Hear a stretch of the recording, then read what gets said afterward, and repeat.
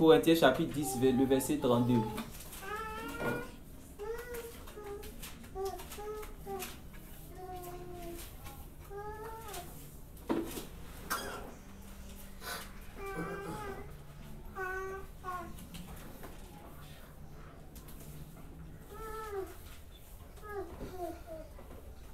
1 Corinthiens, le chapitre 10, le verset 32.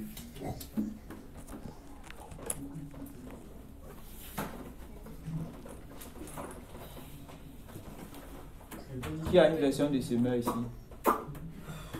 Qui a une version de semeur?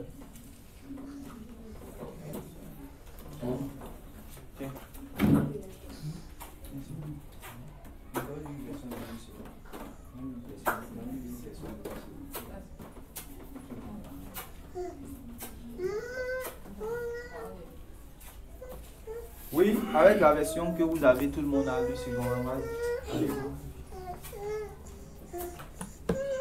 Oui, vous lisez. 1 Corinthiens 10. Je vais te lever pour vous, s'il te plaît. 1 Corinthiens 10, verset 32. Ne faites tomber personne dans le péché par votre façon d'agir. Ni les juifs, ni ceux qui ne sont pas juifs, ni l'Église de Dieu. Faites comme moi. J'essaie de plaire à tous dans toutes mes actions. Je ne cherche pas mon intérêt. Je cherche l'intérêt de tous pour qu'ils soient sauvés.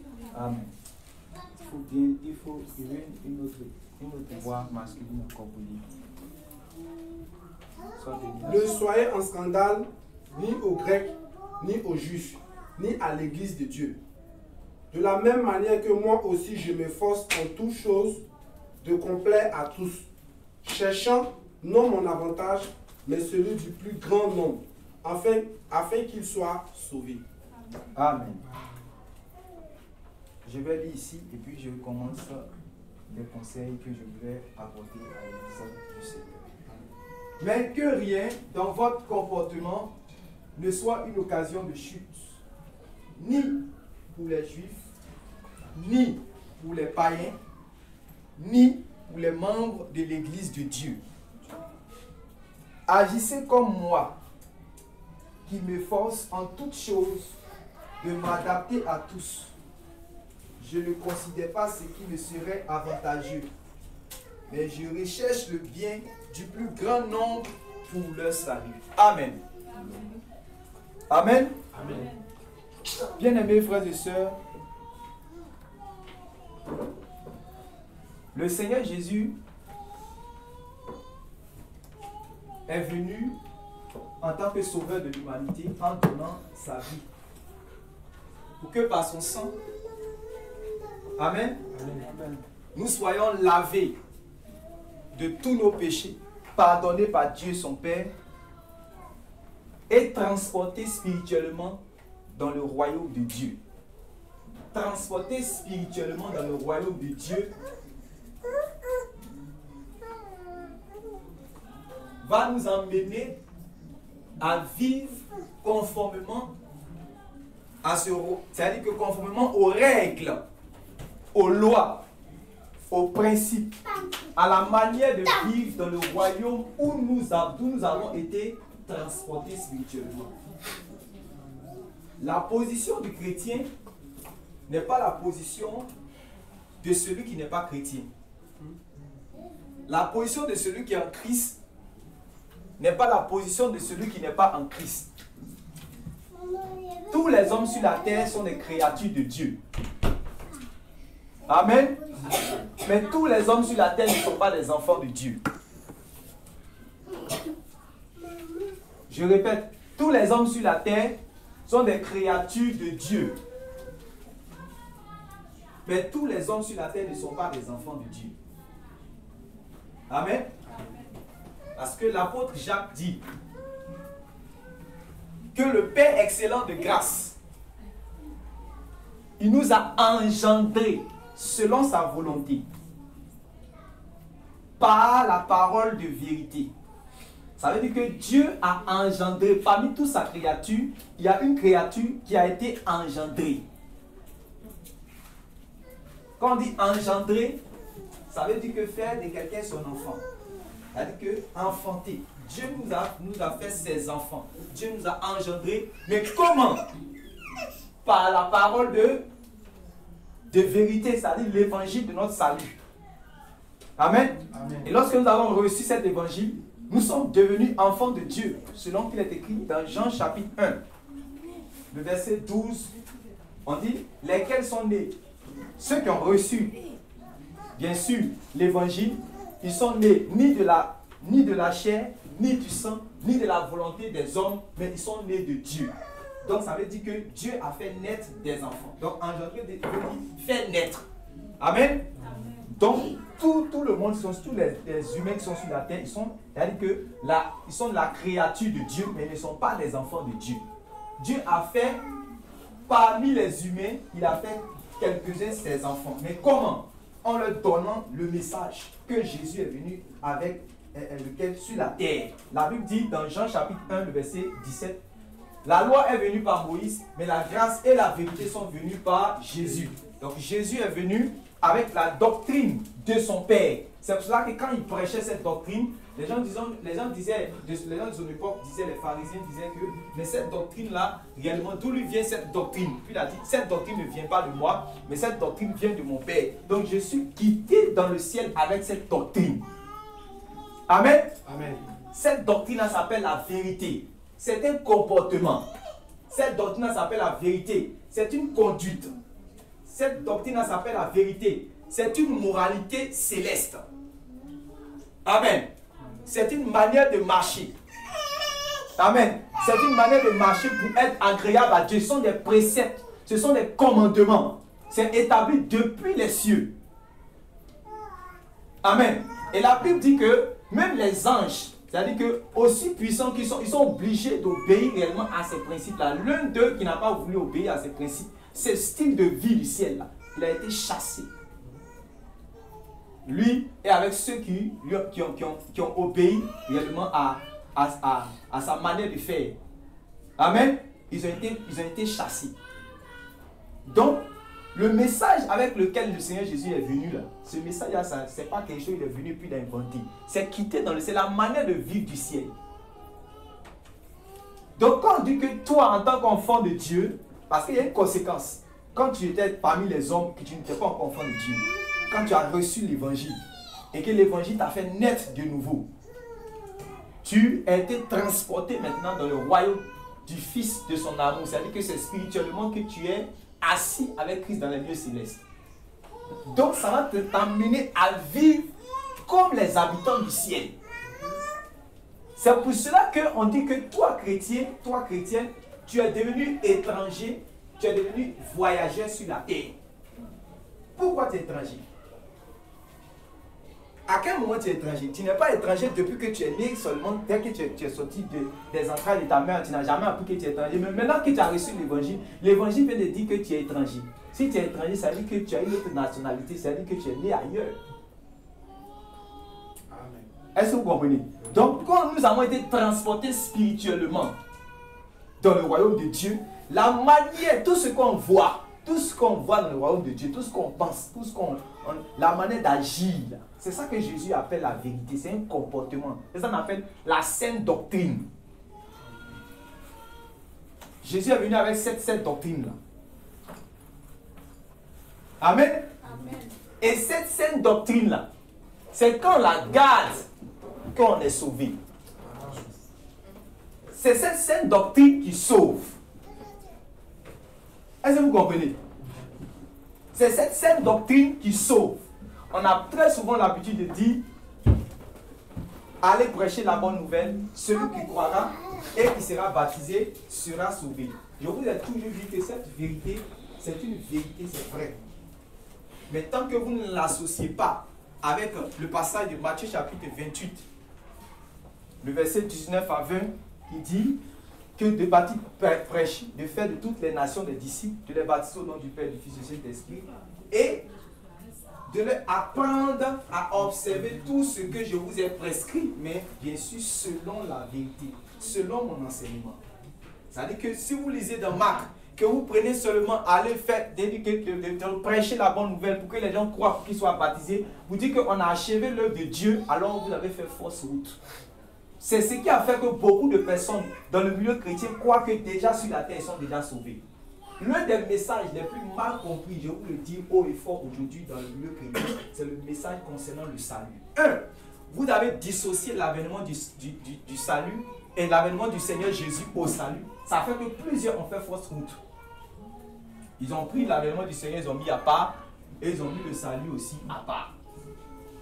Alors que les apôtres, Jésus lui-même, y compris les apôtres, et tous les prophètes de l'Ancien Testament, avaient toujours associé l'avènement du Seigneur au salut. Voilà pourquoi tous les chrétiens, depuis quand vous lisez dans Actes des Apôtres jusqu'à Apocalypse, eux tous étaient dans l'espérance du salut. Et quand on est dans l'espérance du salut, on va avoir toujours un comportement conséquent. Mais quand on n'est pas dans l'espérance du salut, et qu'on est déjà dans l'acquisition du salut, on s'en fout. Tu dis à quelqu'un qu'il est déjà sauvé, quelque soit qu'il va faire, quelque soit ce qu'il va faire, il est déjà sauvé. Ah, mais Dieu connaît le cœur de l'homme. Dans son cœur d'homme, il va l'emmener à aller faire tout ce qu'il veut selon sa volonté. Et puis encore, il sera sauvé, il va rentrer au ciel. Voilà le Jésus que nous avons prêché aujourd'hui dans l'église. Voilà l'évangile aujourd'hui. Voilà les enseignements qu'on a prêchés aujourd'hui à l'église. Et ça fait que réellement, on se dit que toutes nos actions que nous allons commettre, même si ces actions-là ne sont pas conformes à l'enseignement du Seigneur Jésus, ça ne va pas avoir d'impact sur notre éternité. Parce que déjà, nous sommes déjà sauvés et que c'est terminé. Alors que ça n'a jamais été le cas. Les chrétiens d'avant, selon la Bible, malgré qu'ils avaient reçu, regardez ce que l'apôtre Jacques encore dit. Il dit, après avoir dit que Dieu nous a engendrés, le même continue. Vous lisez le verset 20 à 21, il dit, recevez avec douceur la parole de Dieu qui a été plantée en et qui... Pourquoi aimer peu? Quand vous lisez ce passage, pourquoi vous partez pour partir? Arrêtez-vous et puis réfléchissez. Toi, tu dis que tu es chrétien, puis on dit que tu peux être sauvé. Si tu es déjà sauvé, on ne peut pas te dire que tu peux être sauvé.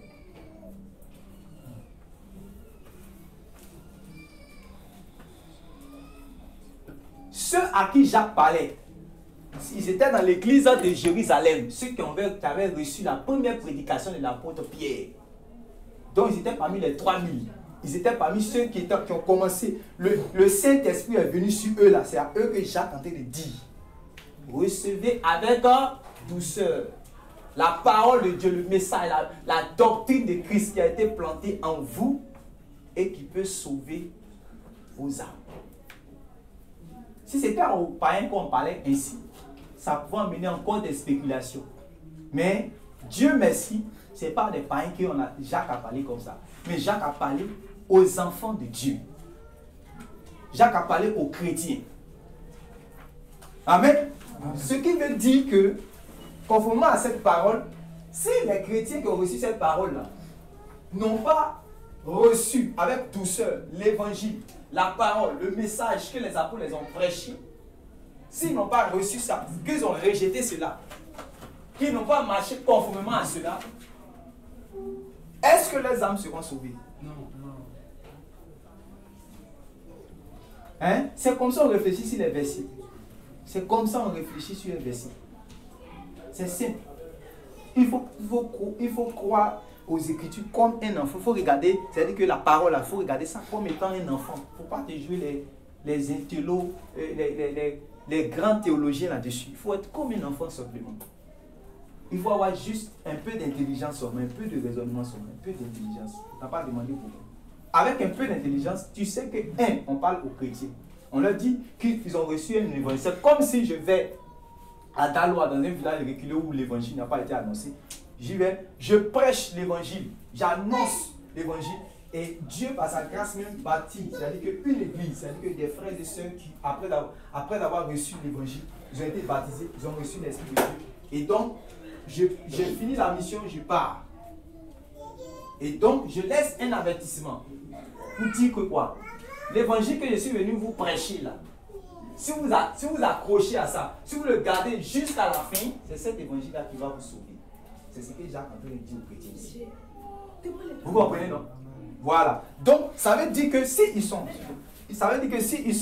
comment on appelle ça, s'ils ont reçu cet évangile-là, et que cet évangile-là les a appris qu'ils sont dans l'espérance du salut, alors ils vont se comporter avec, ils vont avoir la crainte de l'Éternel, la crainte de Dieu. Et c'est pas si vous comprenez. Mais aujourd'hui, si les chrétiens n'ont pas la crainte de Dieu, c'est parce qu'ils pensent qu'ils sont déjà sauvés. Je vous dis les choses de manière crue. Vous voyez? C'est parce qu'ils pensent que c'est déjà terminé. Ils ont déjà reçu l'acquisition du salut. Alors que l'acquisition du salut sera concrétisée par l'avènement du Seigneur Jésus. Je parle en lisant tous les versets concernant le salut pendant que je suis en train de parler. Vous comprenez cela, non? L'acquisition du salut, où tu dis que tu as acquis ton salut là, ça sera concrétisé lorsque le Seigneur Jésus viendra. Mais comme le Seigneur Jésus n'est pas encore venu, toi chrétien, tu es dans l'espérance du salut. Et quand on dit quelqu'un dans l'espérance, c'est comme par exemple une soeur à qui son fiancé est venu dire que je veux que tu sois ma femme. Ils sont venus, les parents sont venus, on dit que oui, on veut demander la main de votre fleur qu'on a vu, tout et tout. Voilà, comme on le fait ici. La famille a dit ok. Le jeune homme commence à prêter. Voilà la fille, elle s'en va vivre comme elle veut. Elle est dans l'espérance. Non. Elle s'en va coucher les gens à gauche, à droite. Elle est dans l'espérance de se marier. Non. Voilà. Quand il va venir, puis il va la trouver en train de coucher de gauche à droite. Il va la marier. Est-ce qu'il a déjà marié? Il a fait la demande. Suivez-moi bien ce que je dis. Il a fait la demande, c'est sa femme. Hein? Il a fait la demande. Donc il a fait la demande, ils ont accepté. Donc, quand ils ont accepté, les parents sont venus le fiancer à la jeune fille. Écoutez bien ce que je dis. Je parle en même temps sur plusieurs plans. Ils sont venus, les parents sont venus le fiancer à la jeune fille. Il y a eu accord. Ils s'en vont. Ils se vont s'apprêter pour les noces. C'est-à-dire que le jour du mariage, là, ils vont s'apprêter pour ça. Il revient, il la trouve les jambes en l'air. Partout. Vous comprenez cela? Donc quand il va venir, il sera honoré ou bien déshonoré. Et si vous lisez dans Jérémie chapitre 3, premier verset, lisez, vous allez voir. Prenez rapidement Jérémie chapitre 3, premier verset.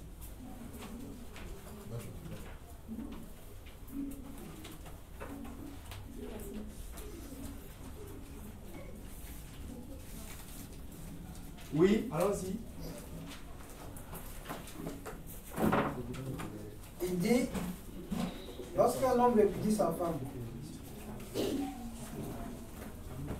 Jérémie 3, verset 1er. Oui. Il dit, lorsqu'un homme répudie sa femme, qu'elle le quitte, et devient la femme d'un autre, cet homme retourne-t-il encore vers elle? Le pays même ne serait-il pas souillé? Stop. Oui. Et toi, tu t'es prostitué à de nombreux amants. Et tu reviendrais à moi. Dit l'Éternel. Amen. On peut s'arrêter là.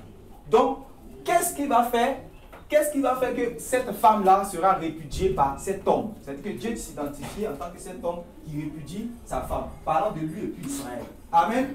Alors que dans l'Ancien Testament, Dieu était considéré comme l'époux et Israël était considéré comme l'épouse. Amen. Donc, il vient, s'il constate qu'il y a une trahison de l'alliance, il y a une trahison de l'engagement, il dit, mais est-ce que je peux retourner encore avec elle? Vous voyez? Est-ce que je peux donc retourner encore avec elle? Si je retourne avec elle, tout le pays même sera souillé parce que le pays va dire que moi là je sors avec une prostituée. C'est ce qui s'est passé, tu peux t'asseoir, frère. C'est ce qui s'est passé avec Marie et puis Joseph.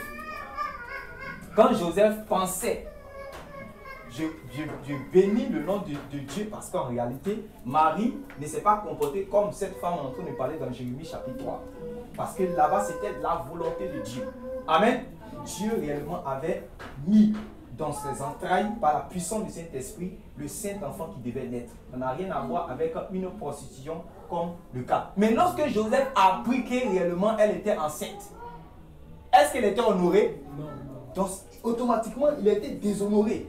Il dit que, comme il était déshonoré, mais comme c'est un homme de bien, au lieu de prendre la caillou pour pouvoir la lapider devant tout le monde, il préfère se séparer. Comment? Secret. Il était dans son droit. Parce qu'en réalité, ils ne sont pas encore allés dans les noces. Mais il a déjà appris qu'il y a déjà trahison. Vous comprenez ce qu'il dit, né? Donc, ayant appris cela qu'il y a déjà cette trahison, il est déjà déshonoré. S'il va avec elle, tout le village, toute la ville est souillée. Ce n'est pas normal. Vous comprenez cela, non? Donc, lui, il a décidé de se séparer, quoi? Secrètement. Et c'est là que l'ange du Seigneur est venu pour lui dire que non, ne crains pas de prendre Marie, ta femme. Que ce que tu vois qu'elle est enceinte là, c'est Dieu qui a mis dans son ventre. Et quand il a compris que c'est l'ange du Seigneur qui est venu dire, c'est que l'ange du Seigneur ne peut pas mentir, que ça, c'est la vérité. Et puis il a pris. Amen. Amen. Amen. Et puis il a pris. Maintenant, vous et moi, nous sommes l'église de Dieu. L'église de Dieu a été fiancée à Jésus. Mais l'église de Dieu n'est pas encore mariée à Jésus. Le mariage, c'est devant. Mais vous vivez et nous vivons comme si le mariage avait eu déjà lieu. Si le mariage a déjà eu lieu, en ce moment, tu ne peux plus perdre ton salut. Mais tant que le mariage n'a pas encore eu lieu là, tu peux perdre ton salut. Tant que le mariage n'a pas encore eu lieu, tu peux perdre ton salut. Tu es dans l'espérance de te marier. Il peut venir, c'est pour cela que quand vous lisez la parabole prophétique des 10 vierges, elle venait pour aller se marier. Est-ce qu'elle les a mariés? Les autres là, les derniers là. Elle venait pour se marier, elle s'était dit que voici notre époux. On s'en va le marier, on s'en va. L'époux, on s'en va. L'époux les a chassés. On dit que c'est l'époux qui a chassé une catégorie des épouses. Il les a chassés. Amen. Amen. Il les a chassés. Donc, nous devons, en tant qu'église, savoir que nous sommes dans l'espérance d'un mariage. Un mariage qui est devant nous. Amen. Comme il y a un mariage qui est devant nous, pour ne pas être chassé, il faut se préparer, il faut se sanctifier, il faut se garder, il faut se consacrer. Pour se consacrer, pour être pur, pour pouvoir porter la robe qui est digne. Vous voyez? Pour pouvoir porter la robe qui est digne, qui est une robe éclatante, blanche, pure. Dieu nous donne sa parole, la sainte doctrine, qu'on appelle la vérité, ou encore la sainte doctrine, le saint commandement. C'est quand tu obéis à ça, quand tu marches selon ça, c'est en cela que réellement tu es en train de te préparer comme ça pour le mariage qui aura lieu. Mais quand tu ne marches pas selon ça, tu n'es pas en train de te préparer pour le mariage, même si tu as déjà confessé que Jésus est Seigneur, même si tu es déjà baptisé dans l'eau, même si tu as déjà reçu le Saint-Esprit. Et beaucoup seront étonnés au dernier jour, beaucoup seront étonnés. Il y aura beaucoup de surprises. Voilà pourquoi Jésus a dit que c'est peu qui seront sauvés. Parce que véritablement, peu seront sauvés, parce que peu comprennent cela, peu agissent selon cela. C'est ça qui va arriver. C'est ça qui va arriver. On a fait croire à l'église que réellement plusieurs, tous ceux qui remplissent les églises, ils sont déjà sauvés. C'est le message le plus répandu, alors que réellement c'est faux. C'est un faux. Puisque quelque chose que tu espères là. Prenez, dans Romains chapitre 8, quand vous lisez après, vous pouvez lire ça après. On dit que quelque chose que tu espères, le jour que tu as, tu n'es plus dans cette espérance. Le jour que tu vois la chose là, c'est que tu n'es plus dans l'espérance. Mais quelque chose que tu espères, ça veut dire que tu n'es pas, non seulement tu n'as pas encore touché, mais tu n'as pas encore vu la chose. Voilà pourquoi tu espères. Ça, c'est le développement de Paul. C'est Paul qui dit cela. Et puis il dit que nous sommes sauvés en espérance. Amen. Donc, comme Dieu a fait ça exprès, et je vois qu'il a été véritablement sage. Parce que s'il nous avait déjà sauvés là, il allait avoir honte aussi. Il allait avoir trop honte. Est-ce qu'on fait ici, la terre ici? Non. Il allait avoir trop honte. Dieu merci, nous sommes tous dans l'espérance. Donc, il a dit qu'il y a beaucoup d'appelés et il y a peu d'élus. Voilà. Dieu a fait exprès, il a calculé les choses bien. dit qu'il y a beaucoup d'appelés et il y a peu de lui. Puis bien, il dit que celui qui persévère jusqu'à la fin sera sauvé. Celui qui va agir selon mon enseignement jusqu'à la fin, c'est celui-là qui va rentrer. Au vainqueur, je donnerai ceci. Tu n'as pas encore vaincu la masturbation, puis tu veux la couronne de vie. La masturbation ne va pas. La masturbation va t'empêcher d'entrer dans le royaume de Dieu. Même si Jésus, tu t'amènes la masturbation, il va t'empêcher. Tant que toi, tu n'as pas laissé la masturbation pour dire que laisse-moi. Parce que la Bible, celui qui s'attache à une prostituée devient un seul corps, une seule chair avec la prostituée. Quand tu es quelqu'un qui est lié par le péché, tu deviens un avec cela. Tant que toi-même tu n'as pas pris, comme tu sais que ça c'est une occasion, c'est une occasion de chute pour toi, tu n'as pas enlevé ça de ta main. Même Jésus, même Dieu ne peut pas faire quelque chose pour toi. Parce qu'il y a des délivrances, la dernière fois le frère a parlé ici, je pense, il y a des délivrances que réellement ça c'est toi, c'est toi-même. La dernière fois il était allé emprunter, c'était hier, et il dit encore, dans la semaine, je suis allé à Djamé, j'ai vu les jeunes qui font tous les bacamans apprentis là. Et puis il était là et puis ses amis ont couru comme ça, ils sont venus vers lui, il dit que non, il faut me payer cigarette. Il dit non, moi il ne paye plus cigarette pour quelqu'un. Le gars dit, pourquoi tu ne payes plus? Il dit, moi il ne fume plus, voilà pourquoi il ne paye plus ça pour quelqu'un. Donc comment il ne fume plus là? Il ne fume plus, il ne boit plus, donc il ne paye plus pour quelqu'un. Et puis le gars dit, donc tu as arrêté? Il dit que oui, il a arrêté. Donc il a arrêté, donc voilà quelqu'un qui n'a pas le Seigneur Jésus. Il a pris la résolution d'arrêter. Il a arrêté. Ou bien il n'a pas arrêté? Il a arrêté. Il a arrêté. Il dit il ne fume plus, il ne boit plus. Il a arrêté. Parce qu'il a su que peut-être il a reçu peut-être une sensibilisation. Il a vu que peut-être on dit que là ça va amener la maladie. Il a vu peut-être un de ses amis qui est mort sur ça. Ça l'a enseigné seulement, il a arrêté. Mais tant que quelqu'un réellement n'a pas encore pris la résolution de dire que moi j'arrête, Dieu lui-même ne peut pas faire quelque chose pour lui. Eh Seigneur.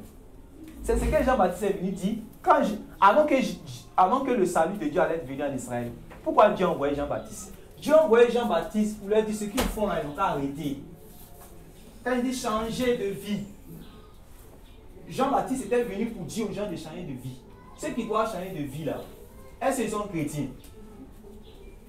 Hein? Non. Ceux à qui Jean-Baptiste prêchait qu'ils n'ont pas changé de vie, est-ce qu'ils étaient des chrétiens? Voilà. Donc ils ont changé de vie pour pouvoir recevoir, de préparer les coteaux, que les tortues soient bien.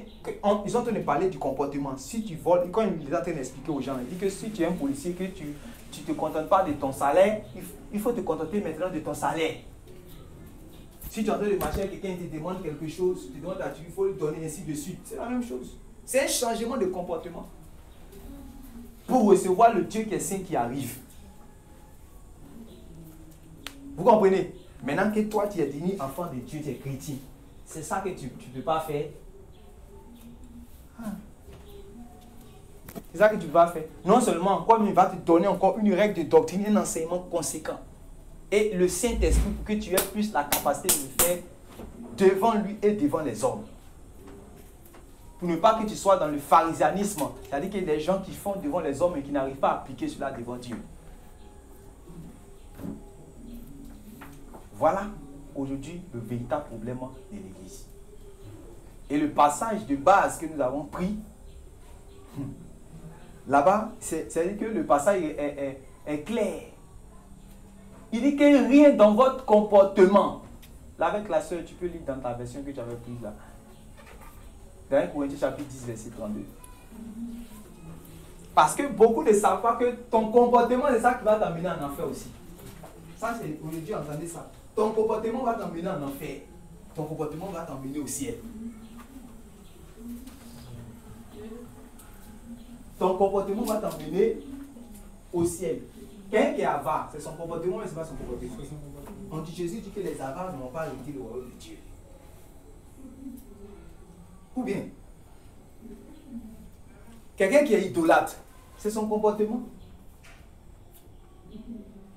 Quelqu'un qui est ivrogne, quand on le voit, on dit que lui, c'est un soulard, c'est son comportement.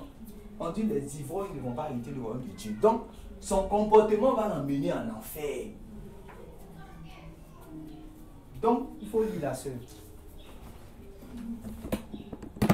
Ne faites tomber personne dans le péché par votre façon d'agir. Voilà, par votre façon d'agir. Donc, le comportement, c'est la façon d'agir. Attends. Le comportement, c'est la façon d'agir. Ou bien, la conduite, là, c'est la manière que tu agis. Ta manière d'agir, ta façon d'agir. Ce sont tes œuvres. Donc, tes œuvres vont t'emmener en enfer. Tes œuvres vont t'emmener au ciel. C'est ça, Jacques a dit que, moi, Jacques, je viens vous dire que, je ne sais pas où vous avez entendu que, c'est la foi seulement qui vous fait entrer au ciel. Moi, Jacques, je viens vous dire que, Abraham, là, vous n'avez pas vu Abraham, que, il a associé la foi et puis les œuvres pour pouvoir être agréable à Dieu. Que vous voyez maintenant que aussi, on est justifié par les œuvres. Mais pourquoi vous avez dit, pourquoi les chrétiens, je ne sais pas pourquoi ils ont enlevé ça dans la Bible, pourquoi ils enlèvent ça dans la Bible. Pourquoi ils ne croient pas à ça? Comment on peut voir la foi sans les œuvres? C'est impossible. C'est dit que c'est la chose, même si moi aussi Dieu n'est pas accepté. Parce que la foi, on dit quoi? La foi sans les œuvres, là, elle est morte, elle n'existe pas. C'est que ce qui fait qu'on dit qu'il y a la foi quelque part, c'est qu'on voit l'œuvre là. Il y a des gens qui sont en train de brandir sur les réseaux sociaux. Non, le plus important, c'est la nouvelle naissance. Le plus important, tu es né de nouveau là. Montre-nous, on va voir comment tu es né de nouveau. Quelqu'un qui est né de nouveau, ça se voit. Le premier jour que Jésus a parlé de la nouvelle naissance dans Jean chapitre 3, il a expliqué que voilà, le vent, même si tu ne vois pas le vent, quand le vent souffle, tu vois. Tu vois le vent, tout de suite, là, les toits commencent à bouger. Tout le monde a dit que le vent est en train de souffler. Mais tu peux dire que non, j'ai la foi, je suis né de nouveau. Et puis on ne voit pas ça dans ta vie. C'est que c'est faux, il faut arrêter de nous mentir. Et Jacques maintenant dit que vous voyez maintenant que ce n'est pas les œuvres, non? Quand on dit la foi, là, ça veut dire que c'est comme monnaie de 25 ou bien monnaie de 100 francs. Ça n'a pas une seule face, ça a deux faces. Si la monnaie a une seule face, c'est une fausse monnaie. Si le billet a une seule face, c'est un faux billet. Le billet a deux faces. Ce qui fait que c'est vrai, c'est authentique, c'est qu'il y a une partie il y a une partie où on écrit ici, de l'autre côté, on écrit. C'est comme ça la foi et puis les œuvres. La foi ne peut pas être de l'autre côté là-bas, et puis les œuvres sont de l'autre côté, ou les œuvres sont de l'autre côté, la foi de l'autre côté. Les deux marchent ensemble. Amen. La foi est prouvée par les œuvres, les actions. Donc, si les gens enlèvent ça dans l'église, c'est terminé. Vous n'allez pas voir Jésus. Le Jésus qui va pas regarder aux actions, à comment les chrétiens se comportent. Ce n'est pas le véritable Jésus. Chaque fois, je dis et je répète. Ce n'est pas le véritable Jésus. Le véritable Jésus a toujours regardé à comment les enfants qu'il a sauvés se comportent. Le jour qu'il arrête de regarder à comment les enfants de Dieu se comportent, moi je ne le sais plus. Le jour qu'il dit que non, les œuvres là, il ne regarde plus à ça. Moi je ne sais plus Jésus, je ne sais plus. Parce que ce qu'il a dit dans sa parole, il ne peut pas se dédier. Ce qu'il a dit, il a enseigné, il a insisté là-dessus. Sa manière de se comporter avec la première église jusqu'à... C'est-à-dire que les premiers chrétiens, là, il ne va pas changer. Il ne va pas changer parce que nous, on est au 20e siècle, on est développé, on est tout intelligent. Dieu va changer. Pourquoi il va changer? C'est ça, Jacques a dit qu'il n'a ni changement, ni honte de variation. Les apôtres ont dit que Jésus-Christ est le même hier, aujourd'hui et éternellement. Il ne change pas. Il a donné un enseignement hier, nous voulons que ça ne peut pas changer. C'est ce qu'il a dit là, on va marcher avec ça. Si l'église veut, l'église moderne, quand dit tout ce qu'ils veulent, arrivé ce moment, ils vont commencer à vous taxer de fous. Ils vont commencer à vous taxer de légalistes. Parce que réellement, vous voulez marcher conformément à l'enseignement de Jésus. Donc, le comportement sauve. Jésus, quand il est venu avec la grâce, ça veut dire qu'il est venu pour donner sa vie. Et quand on dit qu'il est venu avec la vérité, ça veut dire qu'il est venu avec l'enseignement, la doctrine. Cette doctrine t'amène à avoir un comportement. Mais ce comportement, c'est un comportement de Jésus. Parce que c'est le seul qui a marché dans la justice parmi tous les hommes. Voilà pourquoi nous l'adorons comme Dieu. Parce que ça veut dire qu'aucun homme ne peut, marcher dans la justice. C'est-à-dire que depuis le temps des temps, aucun homme, non seulement depuis sa naissance, est né en dehors du péché et n'a marché, c'est-à-dire que sans jamais pécher dans sa vie. Déjà un homme comme ça, moi je l'adore. Dieu même va dire qu'il faut l'adorer. Parce que ce n'est pas un homme comme les autres. Déjà qu'il arrive à faire, c'est-à-dire que dans la chair, ce que les hommes n'arrivent pas à faire, c'est-à-dire qu'aujourd'hui, là, tous les hommes dans le monde, ils sont livrés au péché, ils ne peuvent pas. Ils sont terrassés par le péché. Mais un homme vient sur la terre, il a vaincu copieusement le péché. La tentation vient, la tentation ne peut pas l'attraper. Tout sont les tentations, femmes ou masturbation, tout est venu dans ses pensées, mais il a tout vaincu. Amen. Un homme comme ça, moi je vais l'adorer. C'est ça, il n'était pas le seul. Même les disciples avant, eux ils ont reçu l'enseignement de Moïse qui les a dit que tu vas adorer Dieu seul. Oui ou non? Oui. Quand Jésus, ils ont regardé son comportement, ils sont prosternés pour l'adorer. Vous parlez de quoi? Tu es en face de lui par sa manière de te conduire, tu vas l'adorer tout de suite. Parce que c'est la sainteté qu'il dégage. Et c'est ce comportement-là, quand il est venu, quand il marchait comme ça, on dit mais d'où lui vient cette doctrine? On cherche à savoir comment cette manière de se comporter, cette manière de parler aux gens. Quand il te parle, les gens ils commencent à parler, disent que mais un homme ne nous a jamais parlé. Quand il me parle, je ne sais pas ce qui se passe. C'est comme si mon cœur est devant moi quand je vois tout ce qu'il y a dans mon cœur.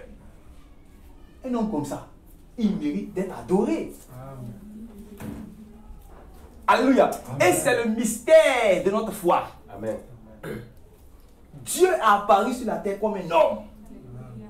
Amen. Amen. Et il est venu là, donner sa vie, à prêcher l'évangile. Et son évangile aussi a été prêché réellement dans toutes les nations. Et cet évangile est venu jusqu'à nous. Amen. Et cet évangile fait ses preuves. Parce que ça change les drogués, ça change les prostituées. Amen. Amen. Alléluia. Amen. Cet évangile est prouvé. Mais si réellement ça, si le changement, nous prenons ça et nous mettons ça à gauche, c'est terminé. C'est comme si nous venions de dire que nous foulons tout le travail de Jésus à côté. Et voilà pourquoi il est au ciel. Marie qu'il est au ciel, nous pensons que réellement il est assis là-bas comme un pacha, il est content là-bas. Non, quand il regarde comment ces enfants qu'il a sauvés agissent, qui n'agissent pas conformément à sa parole, il est triste, il pleure. Il est triste et il pleure. Et donc, voilà que c'est qui Paul, l'un de ses disciples, de ses apôtres qu'il a envoyé, il dit que rien dans notre comportement, dans notre manière de faire, ne soit une occasion de chute. Rémi, s'il te plaît. Ne faites tomber personne dans le péché par votre façon d'agir. Ne faites tomber personne dans le péché par ta manière d'agir. C'est-à-dire que là maintenant, ma manière d'agir peut amener quelqu'un à pécher. Amen. Amen. Ma manière d'agir peut amener quelqu'un à pécher. Donc, quand j'agis, je ne dois pas amener quelqu'un à pécher. Mon comportement, mes paroles, ma conduite, mes manières de faire, tout ça, ça ne doit pas amener quelqu'un à pécher. Ça ne doit pas être pour lui une occasion de chute. Donc, occasion de chute veut dire faire tomber quelqu'un, amener quelqu'un au péché. Oui, la sœur.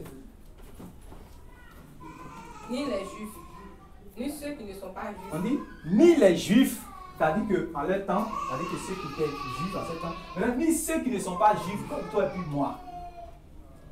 Ni l'église de Dieu. Ni l'église de Dieu. Donc, ceux qui ne sont pas juifs, en réalité, ce sont les païens. Et l'église de Dieu, c'est-à-dire nous. Et puis les juifs, c'est-à-dire les juifs qui sont à Jérusalem là-bas. On dit tes actions ne doivent pas les amener à pécher. Donc, une minute de réflexion sur ce verset. Qu'est-ce que ça veut dire? Ou bien on a bien interprété ça encore. On a bien interprété.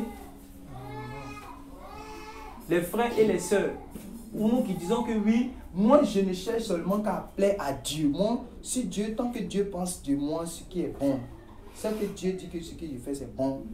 Ce que vous pensez de moi, si je vous blesse, si je vous choque, si je vous séduis, je m'en fous.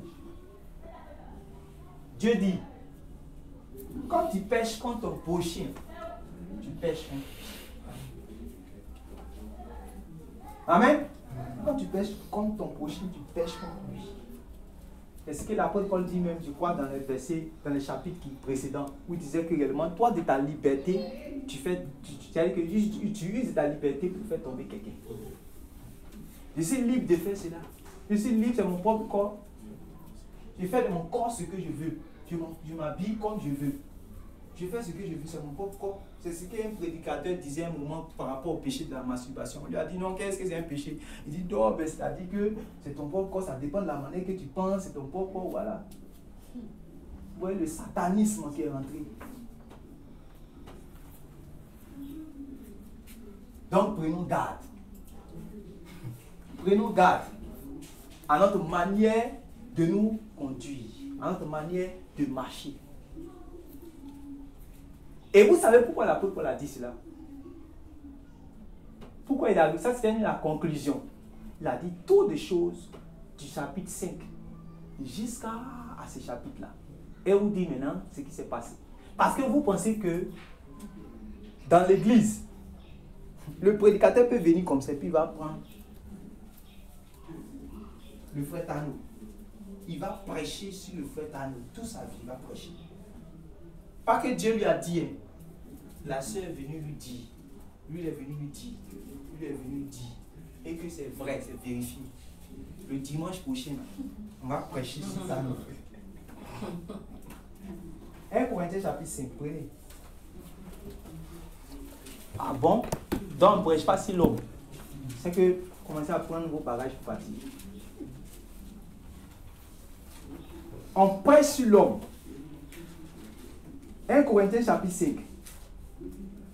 Lisons le premier verset. Et c'est à cette conclusion, c'est cette conclusion de ce qu'on a lu, 1 Corinthiens chapitre 10, verset 32 là. Voilà ce qui a poussé Paul maintenant à dire ça. Que rien dans votre manière d'agir là ne soit un scandale, ne soit une occasion de chute, ni pour l'église de Dieu, ni pour les juifs, ni pour les non-juifs, ni pour les païens, ni pour personne. Voilà ce qui va mener Paul à dire tout ça. Vas-y.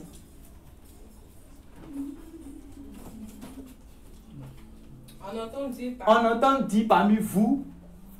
On entend dire partout que. On entend dire partout que. Partout. On entend dire. Est-ce que c'est Dieu qui lui a dit? Chez vous. Attendez, ne m'amuse pas. Ne m'amuse pas. Si j'entends dire, je vais te prendre et je vais te prêcher. Ça, c'est un avertissement. Si j'entends dire, je prends ta vie, je prêche ta vie. Si tu veux le jour que tu veux la vie, tu peux venir.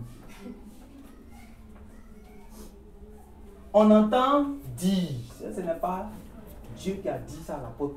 Beaucoup, quand il lit ce passage, ils pensent que l'apôtre Paul déjà était en prison là-bas. Et puis par vision, Dieu lui a parlé. On aime ça. Ah, toi là, ma fille, je sens que tu es dans l'impudicité. Hein. Viens ici, venez vous mettre à genoux ici. Dieu me dit que vous êtes dans l'impudicité. C'est vrai que Dieu dévoile les péchés de cette manière.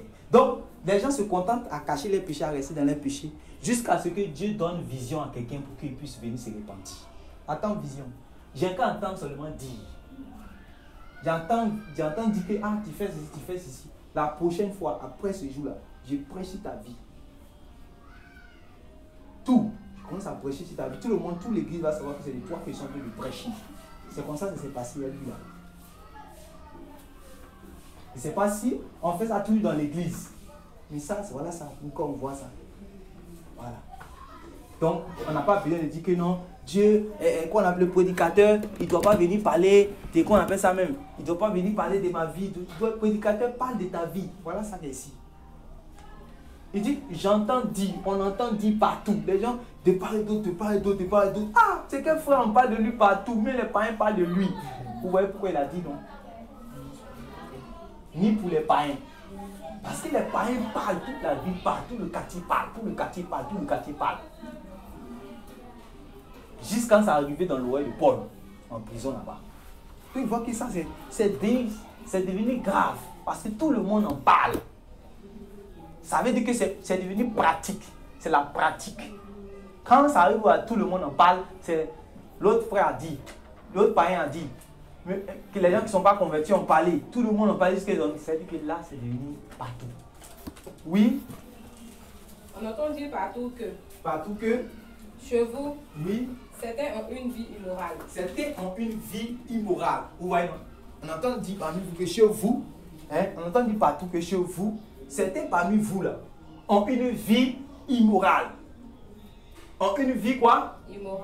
Donc immoral, c'est le contraire de quoi? Immorale. Ouais. Donc ça veut dire que la moralité, c'est un socle dans l'église. Amen. Amen. C'est un fondement dans l'église, la moralité. Si ce que tu fais n'a pas de morale et immoral, c'est grave. Vous voyez? Donc aujourd'hui, comme on est en train de voir, c'est-à-dire que le comportement d'un disciple de Dieu qui attend le Seigneur Jésus, ça c'est si je peux donner un terme à ce que nous sommes en train de dire aujourd'hui, c'est-à-dire que la conduite, le comportement d'un disciple qui attend Jésus. Amen. Donc, il voit, quand on parle de comportement, on parle de moralité, on parle de conduite, on parle de la manière d'agir. Et vous voyez qu'ici, il y avait quelqu'un qui agit mal. Et si on ne regarde pas la moralité, on va le laisser agir comme il veut. Mais c'est parce qu'on regarde la moralité dans l'église qu'on ne va pas le laisser agir comme il veut. Puis maintenant, on va prendre maintenant, on va faire la sanction, on va agir. Parce que si on n'agit pas, c'est grave. Regardez.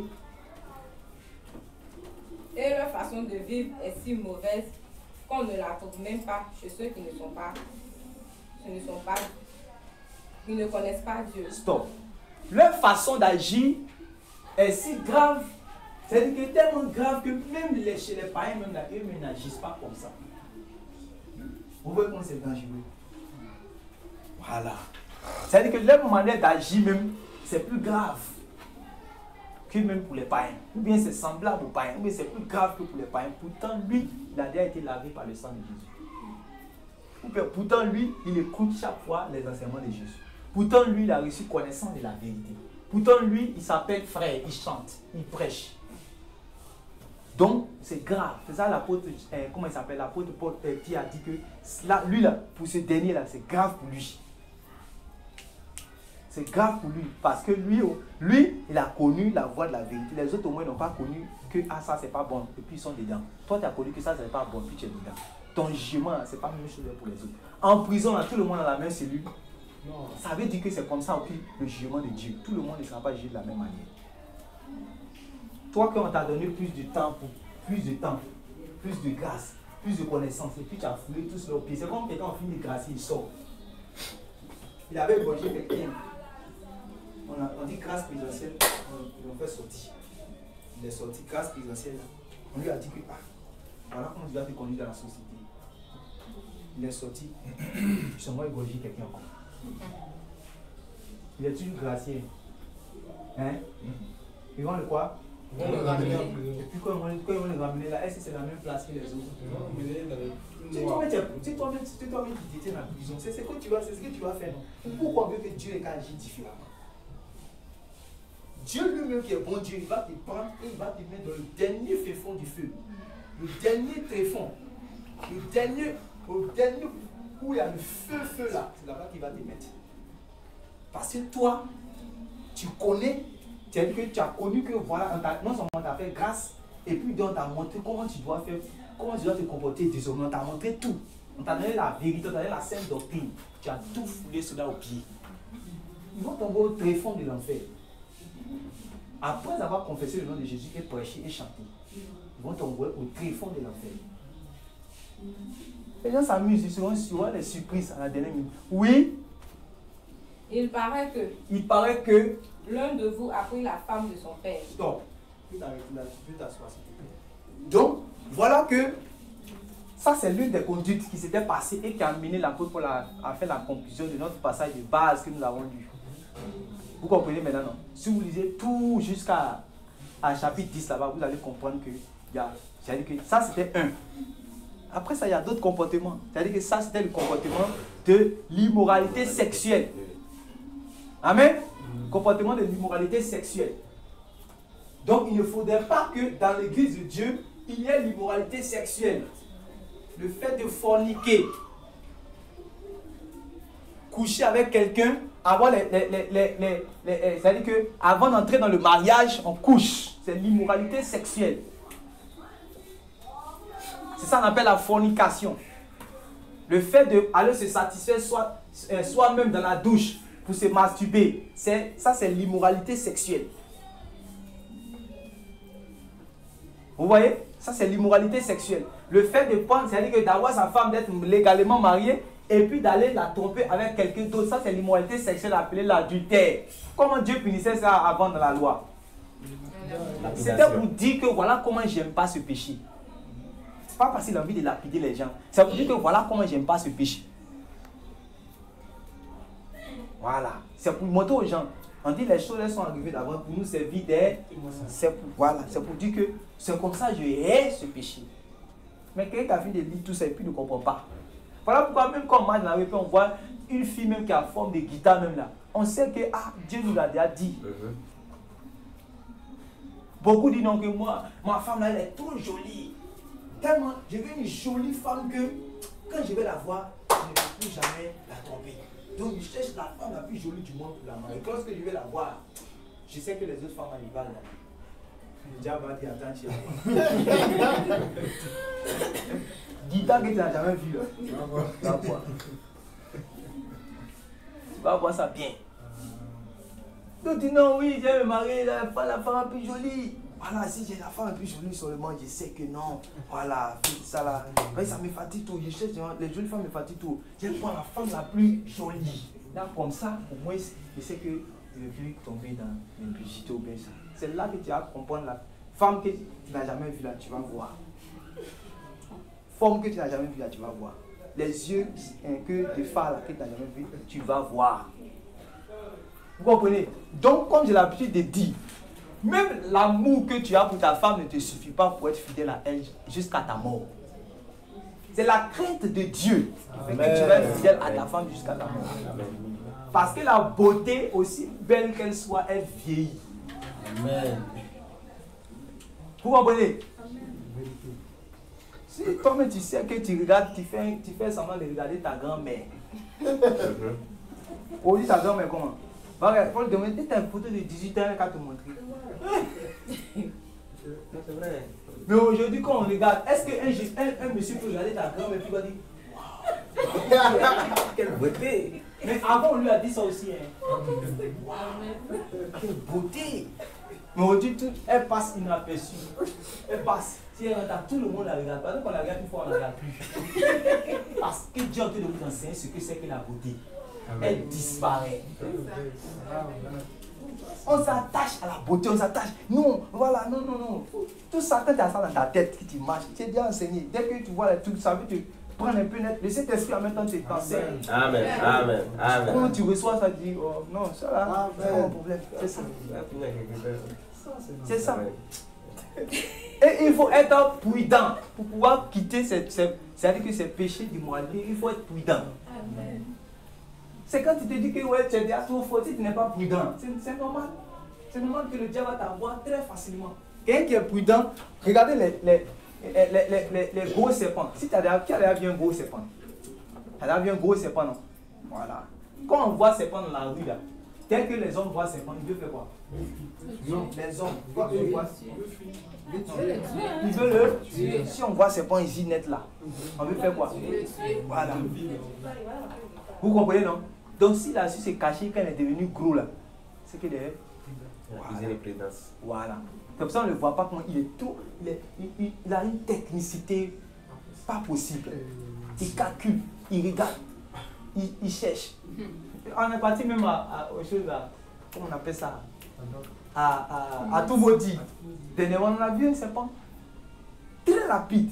Quand il a vu réellement, comment on appelle ça, il a vu le magua, il était dans son coin, le magua voulait, en même temps il a attrapé le magua, en parlait en même temps. Et puis, il voulait, c'est-à-dire qu'il a attaché le magua se débattait, il ne pouvait pas sortir. J'ai même filmé qui est c'est mon portable. Il se débattait, il ne pouvait pas. Maintenant, en fait, il avait attrapé ça pour manger. Mais il a vu qu'on a commencé à filmer. Au moins, j'étais avec mon téléphone, puis je filmais un peu de loin avec zoom. Et pendant que je filmais, il y avait aussi une moto qui passait, ça avait beaucoup de bruit. Donc, avec tout ça là, il s'est dit que s'il mange, non seulement peut-être de une loup, ou bien il a préféré laisser. Il est intelligent, mais il est bête. Si toi, tu n'es pas intelligent, tu as dit, je vais manger. Et puis ils vont te tuer. Voilà pourquoi le diable tue les gens. Le diable tacle la vie des gens. Pareil, tu penses que tu vois sexe net, oh, fornication. Tu vois forme net, fornication. Tu vois les jolis net, fornication. Tu n'es pas intelligent. Selon Dieu, tu es insensé. C'est pas, quand on voit pas, c'est pas, toi dis non que le sexe ça me fatigue, le sexe ça me fatigue. Tu penses que le magret que l'animal a attrapé, lui il n'avait pas faim, c'est sa nourriture, c'est sa proie, il mange ça, il aime manger ça. Mais il sait que là il mangeait, il allait être en danger. Il était intelligent, il a laissé. Qui a dit que quand on voit femme en état, on doit coucher? Qui a dit ça? C'est ça, un peu de prudence, un peu de prudence. Tu vois qu'il y a certaines choses que tu vas éviter quand tu vas grandir avec le Seigneur. Mais tant que tu n'es pas prudent comme ça, c'est ça. Il a accepté d'être un vaurien. On dit que c'est que Maguia, ça peut être on dit c'est que Maguia, ça peut être un vaurien. Dieu, oui, ça peut être un vaurien. Mais quand même, je vis. C'est mieux. C'est quand tu dis que tu es trop fort. Je suis un gentleman, je suis ceci, je suis cela. Moi, je suis un Dieu. C'est l'ensemble que tu es dans le péché là. Voilà pourquoi tu seras toujours lié par le péché. C'est ce péché d'immoralité sexuelle. Point d'aller coucher avec la femme de ton papa. Voilà ça qui est ici. Vous comprenez? Ça, c'était l'immoralité sexuelle. Donc, il y a l'immoralité sexuelle. Il y a d'autres choses qui se sont passées aussi après. Il y avait le péché de l'idolâtrie. Les gens qui ont commencé à consommer la viande destinée aux idoles. Amen. Sacrifiées aux idoles. Les viandes sacrifiées aux idoles. En réalité, l'apôtre Paul est en train de dire quoi? Le fait que il les a exhortés même à aller manger de tout ce qui est dans le marché. Pourvu que ce soit pris avec action de grâce. Parce que tout est sanctifié pour celui qui est saint, qui est pur. Vous voyez, non? Ici, il peut sanctifier cela par la prière. Maintenant, à cette époque où l'apôtre Paul est en train de parler, il y avait en fait des temples païens dans la ville de Corinthe. Il y avait plus de 1000 temples comme ça, 100 à 1000 temples, un truc comme ça, dans la ville de Corinthe. Donc, les gens organisaient des fêtes païennes, des fêtes des païens, c'est-à-dire que des idoles en fait. Vous comprenez, non? Donc, ils sacrifiaient maintenant, ils faisaient comment on appelle ça même? Des repas. Puis c'est des fêtes. Vous comprenez, non? Et puis ils invitaient maintenant les chrétiens à venir. Donc les chrétiens quittaient, puis ils allaient maintenant dans leur temple pour aller manger. Or, selon les enseignements on reçoit, comment on appelle ça? On reçoit dans la doctrine de Christ. C'est-à-dire que ce n'est pas conforme. Donc quand les nouveaux frères les voient, ils sont scandalisés. Tout ça, ce n'est pas par vision que l'apôtre Paul a vu, je vous dis. C'est ce qu'il entend, c'est ce qu'on lui dit partout, c'est ce qu'il voit partout. Ça, il reçoit, puis il est en train de donner maintenant un enseignement pour qu'il n'agisse plus de la sorte. Donc il y avait les chrétiens qui partaient manger dans le temple là-bas. On dit que ça, c'est le mouton de Dagon. Puis ça soit, c'est le mouton de Dagon. Ok, d'accord. Parce qu'il a fait, lui, il veut manger seulement. Même si le mouton de Dagon, ce n'est pas un problème, lui, il veut manger. Vous comprenez? Donc, ça a été un scandale là. Ça a été une occasion de chute pour les autres. Puis dit, tu n'es pas fait cela. Amen? Que réellement, si tu as pris ton mouton que tu as acheté, si tu es allé à la maison que tu as mangé, tu n'as pas péché dedans. Amen? Mais c'était de cette manière d'agir là que l'apôtre Paul ne voulait pas que les chrétiens fassent. Parce que s'il dit que bon, je suis libre de manger tout, donc je me mets m'asseoir à la table même des idoles pour aller manger, parce que je suis libre de manger tout. Tu fais de cette liberté-là, c'est-à-dire que de ta liberté, tu fais tomber les gens. Il y avait plusieurs autres comportements. Et c'est là que dans 1 Corinthiens chapitre 6, que je nous invite maintenant à lire. 1 Corinthiens chapitre 6.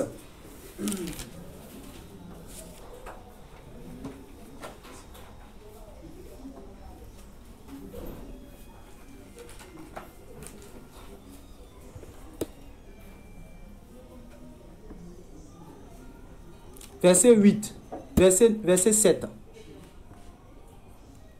Commençons au verset 7. 1 Corinthiens chapitre 6, verset 7.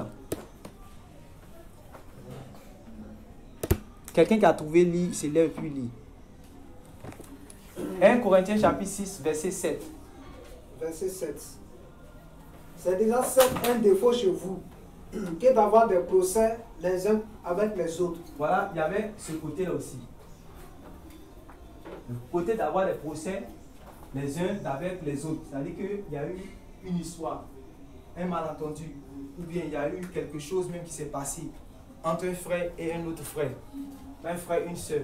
Et il amenait directement à la gendarmerie. Vous comprenez? Voilà. Et l'apôtre Paul disait qu'en réalité, il ne faudrait pas se comporter comme ça. Parce que Jésus a montré comment on se comporte d'abord quand il y a des litiges.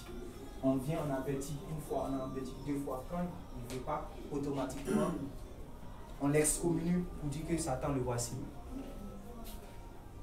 Si il a été confronté réellement à toutes ces choses-là qu'il a réfléchi pour abandonner, pour se retourner, alors gloire à Dieu.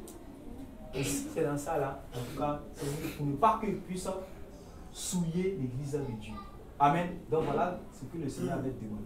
Mais dès qu'il y a eu un problème net, automatiquement le prend, on l'emmène à la gendarmerie. On l'emmène à la gendarmerie. Donc l'apôtre ne voulait pas que ça se passe ici. Même s'ils sont en fait dans le droit. Amen. Et c'est pas si vous comprenez. C'est pas si vous comprenez. Même si ils ont le droit en fait d'aller le mettre parce que c'est un voleur. C'est un voleur. Quelqu'un qui a volé, c'est un voleur. Parce que si c'était un païen, supposons que c'était un païen qui l'a chrétien, il dit que non. Il dit non. Est-ce qu'il pourrait dire que je suis chrétien, je suis chrétien. Tu es un chrétien mais tu as volé. Est-ce que tu n'es pas un voleur? Mais le problème avec les frères, c'est que il se dit quoi, comme c'est son frère aussi, c'est en Christ. Donc si tu as volé, tu ne peux pas m'emmener en prison. Donc ce passage a deux faces. Si quelqu'un est un voleur, il n'a pas encore déroulé du vol, il va se dire quoi? On ne peut pas. Paul a dit qu'il ne faut pas l'envoyer en prison. Quand il va voler, on va régler ça entre nous. Vous comprenez? Parce que c'est Dieu qui doit le dire. Mais vaut mieux quand on voit en prison. Si tu as bien compris la parole de Dieu, vaut mieux quand on voit en prison. Parce que c'est dans ce contexte qu'il est terrible de tomber entre les mains du Dieu vivant. Voilà. C'est ça. Parce que ça va faire comme peut-être pour Ananias. Est-ce que quand on t'emmène en prison, tu peux mourir comme ça? Quand t'emmènes en prison, tu n'as jamais pensé que c'est pour mourir, c'est pour aller pour qu'on te corrige. Mais Ananias et puis Saphira, là, quand ils sont tombés entre les mains du Dieu vivant, automatiquement, enterrement en même temps. C'est dans la Bible, Actes chapitre 5.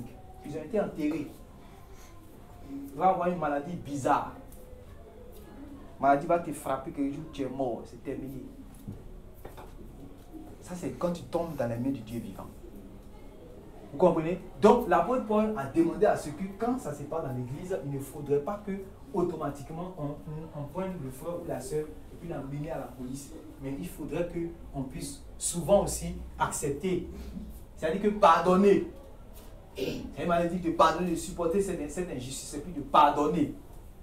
C'est quelqu'un qui n'est pas prêt réellement à pardonner. C'est-à-dire qu'il n'est pas prêt à absoudre réellement la faute de quelqu'un. Comment lui aussi sera absous? Parce que lui aussi, il a fait du mal à certaines personnes dans ses gens, ou bien même au Seigneur. Le Seigneur n'a pas frappé tout de suite. Le Seigneur a patienté pour qu'il puisse non seulement se rendre compte, se repentir et puis changer. Donc, c'est d'une manière, nous aussi, nous devons user de miséricorde envers les frères, envers les sœurs. Vous comprenez cela? Nous devons être animés de miséricorde. Amen. Même si réellement, la personne qui est en train de faire du mal, en train de mettre du charbon sur sa tête. Ça c'est une loi. Mais toi seulement, il faut que tu puisses vraiment pardonner, absous. Voilà. Donc, il y avait ce côté-là, il y avait ça. Et il y avait d'autres choses. Continue la lecture. C'est déjà un défaut chez vous que d'avoir des procès les uns avec les autres. Pourquoi ne souffrez-vous pas plutôt quelques injustices? Oui. Pourquoi ne vous laissez-vous pas plutôt dépouiller? Oui. Donc, il y avait le vol. Voilà les gens qui attendent le Seigneur Jésus, il y avait le vol. Les gens disent que quand Jésus va venir, ils vont partir. Vous comprenez, non? Il y avait des incestes. Des incestes. Oui. Mais c'est vous qui commettez l'injustice et qui dépouillez. Oui. Et c'est envers des frères que vous agissez de la sorte. Ne savez-vous pas que les injustes n'hériteront point le royaume de Dieu? Ne savez-vous pas que les injustes n'hériteront point le royaume de Dieu? Il donne ce commandement à qui? Il donne cette parole à qui? aux chrétiens. C'est ce qu'il faut retenir. Oui. Ne vous y trompez pas. Ne vous y trompez pas parce Ni qu'ils se trompent. Ils se trompent pas, ils sont en train de se tromper. Ils pensent que parce qu'ils ont été baptisés, parce qu'ils mangent à la table du Seigneur. Quand on dit repas du Seigneur, ils mangent le repas du Seigneur. Ils prennent la coupe, ils rompent le pain, ils chantent Alléluia aux Hosanna, ils ont belle voix, ils prêchent la parole, ils sont évangélisés. Donc, cette chose-là, ça peut les tromper. Donc, il dit ne vous y trompez pas. Un païen ne peut pas dire ne vous y trompez pas. On dit aux chrétiens, par exemple, c'est lui qui peut se tromper à cause de certaines grâces, de certains démons qui chassent, de certaines maladies qui guérissent. Donc il ne faut pas qu'il va se tromper. Ce n'est pas parce qu'il guérit les malades et qu'il chasse les démons, qu'il vit comme ça, qu'il va hériter le royaume de Dieu. Ça veut dire ne vous y trompez pas. Ce n'est pas en vain qu'il a mis. C'est à cause des chrétiens qu'il a mis ne vous y trompez pas. On ne peut pas dire ça à un païen, ne vous y trompez pas. Parce que le païen n'est pas en train de se tromper. Lui, là, il est conduit par ça. Oui. Ne vous y trompez pas, ni les impudiques, Oui. ni les idolâtres, Oui. ni les adultères, Oui. ni les efféminés. Vous voyez, toutes ces choses-là, ni Les efféminés, les efféminés, ni les adultères, ni les impudiques, oui, ni quoi? ni les infâmes, Ni les infâmes, ni les voleurs, ni les voleurs, ni les cupides, ni les cupides, ni les ivrognes, ni les ivrognes, ni les outrageux, ni les outrageux, ni les ravisseurs ni les ravisseurs. n'hériteront le royaume de Dieu. Vous voyez, on dit, vous voyez, toutes ces choses-là, ils mériteront le royaume de Dieu. Les outrageurs, les gens qui commettent des scandales, qui battent sa femme. Quelqu'un qui bat sa femme, c'est une outrage dans la morale. Les gens, eux, les parents vont dire, il a dû frapper sa femme, il a dû frapper sa femme. Si un chrétien frappe sa femme, lui, ça dit, vraiment, c'est grave. Amen. Amen. Vous dites pas Amen. Amen. Amen. Un chrétien ne doit pas battre sa femme. Amen. Amen. Amen. Un chrétien ne doit pas battre sa femme. C'est pour cela qu'on dit qu'il faut savoir qui tu vas marier. Amen. Pas dire que c'est comme ça. Non, non. Qui t'a dit d'aller à marier? Amen. Voilà, c'est ça. Un chrétien ne doit pas battre sa femme. Si tu ne sais pas qui tu vas marier, non. Tu ne sais pas qui tu vas marier. Tu es pour aller frapper l'enfant des gens, va te marier. Ton enfant que ta femme a couché, c'est lui qui est ton enfant. Ta femme, ce n'est pas ton enfant. Ta femme, c'est ta femme. Ta femme n'est pas ton enfant. Est-ce que vous comprenez? Amen. Donc toi qui bats ta femme réellement, tu n'es pas dans la volonté du Seigneur.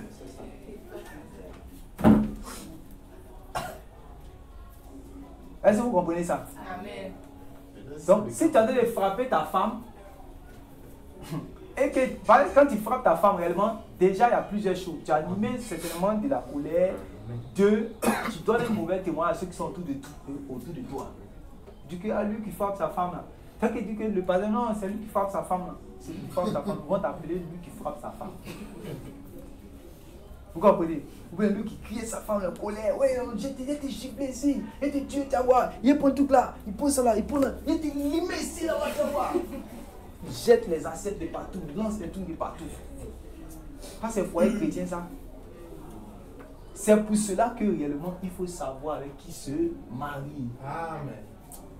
Je parle à la soeur et je parle au frère. Il faut savoir avec qui se marier pour ne pas arriver à ça. Moi, ce n'est pas affaire de sexualité seulement. Il y a ça là-dedans.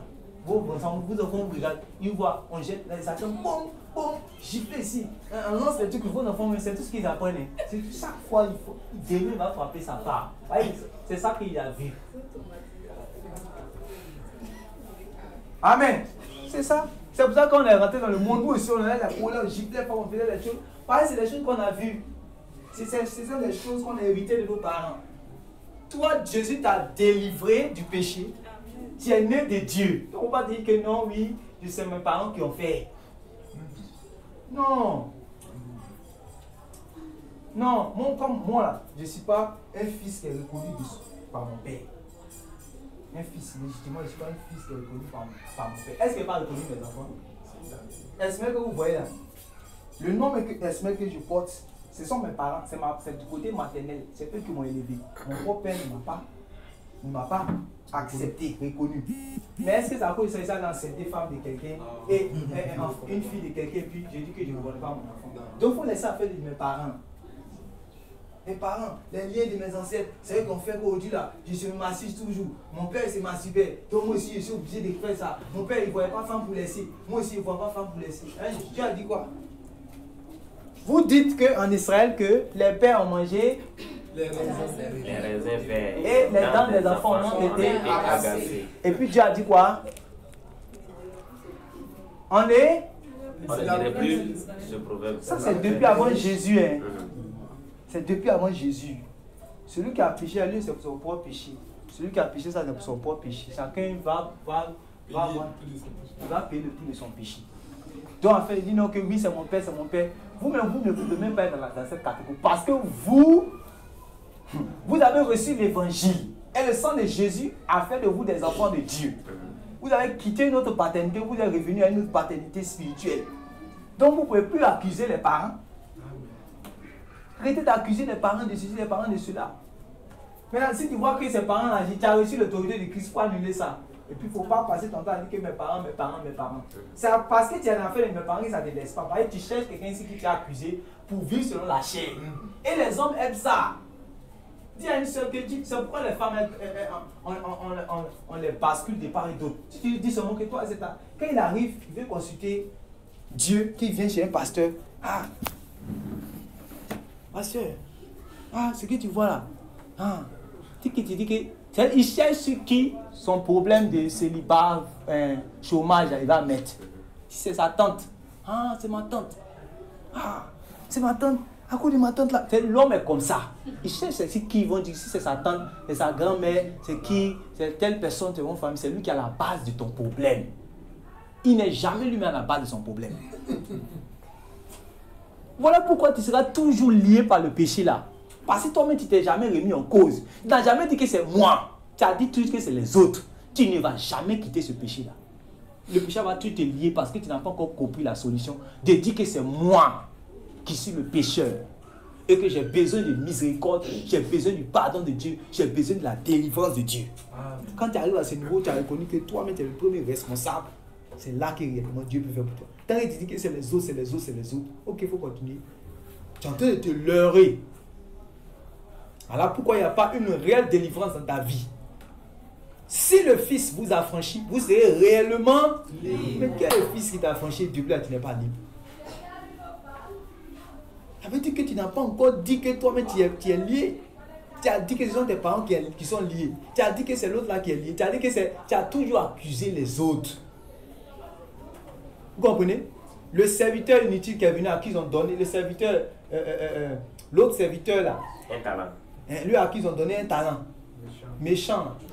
Ils ont donné un talent. Je sais, il est venu dire que non, je sais que tu as tes sévères. Est-ce qu'il l'a fait? Est-ce que ça l'a. Oh, vraiment. Il vous accuse, il dit que je sais que tu es sévère. Est-ce qu'il a fait de sévérité dedans? Ils ont donné les autres à qui 2. L'autre, ils ont donné 5 à l'autre. Ils ont donné 2 à l'autre. Vous voyez, non? Est-ce que les autres sont venus dire que tu es sévère, tout ça? C'est à partir de lui là qu'on a su que le maître là même est sévère. Aïe! Il va accuser jusqu'à temps, mais c'est plus maintenant qu'il va accuser, c'est le maître là maintenant qui l'accuse. Les autres vont vouloir venir encore pour dire que non, c'est Dieu. C'est-à-dire qu'ils ne vont plus avoir quelqu'un. Ils ne vont plus avoir tel frère, Sidibé, Yasmine pour accuser. C'est là qui a fait, c'est lui là qui a fait, mais c'est mon nom. Puisque tu seras seul, donc ils vont vouloir maintenant dire que c'est Dieu. Voilà. Ou c'est le Saint-Esprit qui n'a pas fait son travail. Alors que le Saint-Esprit fait un travail de conviction. Ne fait pas un travail de possession. Il ne possède pas quelqu'un pour faire ce que, c'est-à-dire que toi, ce que lui veut forcément, c'est ça que toi tu vas faire. C'est faux. Le Saint-Esprit convainc. Quand il convainc, il donne son avis, donne son message, donne son enseignement, et puis c'est toi qui obéis ou pas. Sinon, si ce n'est pas le travail du Saint-Esprit, demain nous tous on va accuser le Saint-Esprit. Le jour que je n'ai pas prié là, c'est pareil, c'est toi qui ne m'as pas tiré dans la prière. Normalement, on dit que c'est toi qui va faire le vouloir et le faire en nous. C'est toi qui dois m'emmener directement dans la chambre pour que je puisse prier, mais tu ne m'as pas emmené dans la chambre.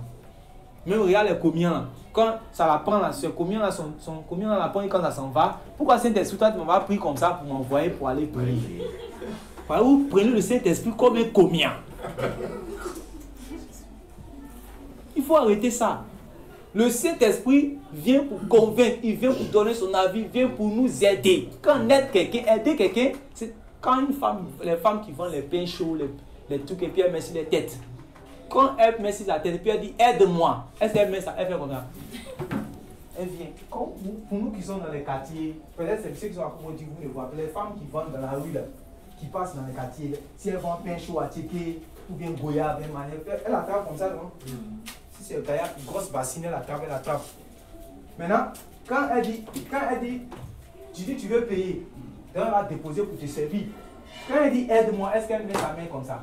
Aide-moi. Elle-même, elle attrape, elle dit aide-moi, puis toi tu attrapes pour vous déposer. C'est ça, on dit aider. Vous comprenez? C'est ça, on dit aider. Maintenant, quand elle va vouloir soulever, elle va dire aide-moi. Vous comprenez?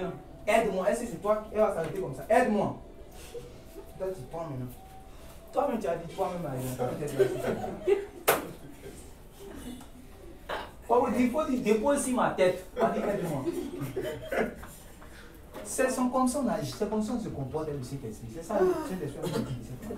Tu croises ta main, tu déposes la bassine et là-bas, tu dis au monsieur, aide-moi, puis tu croises ta main, aide-moi.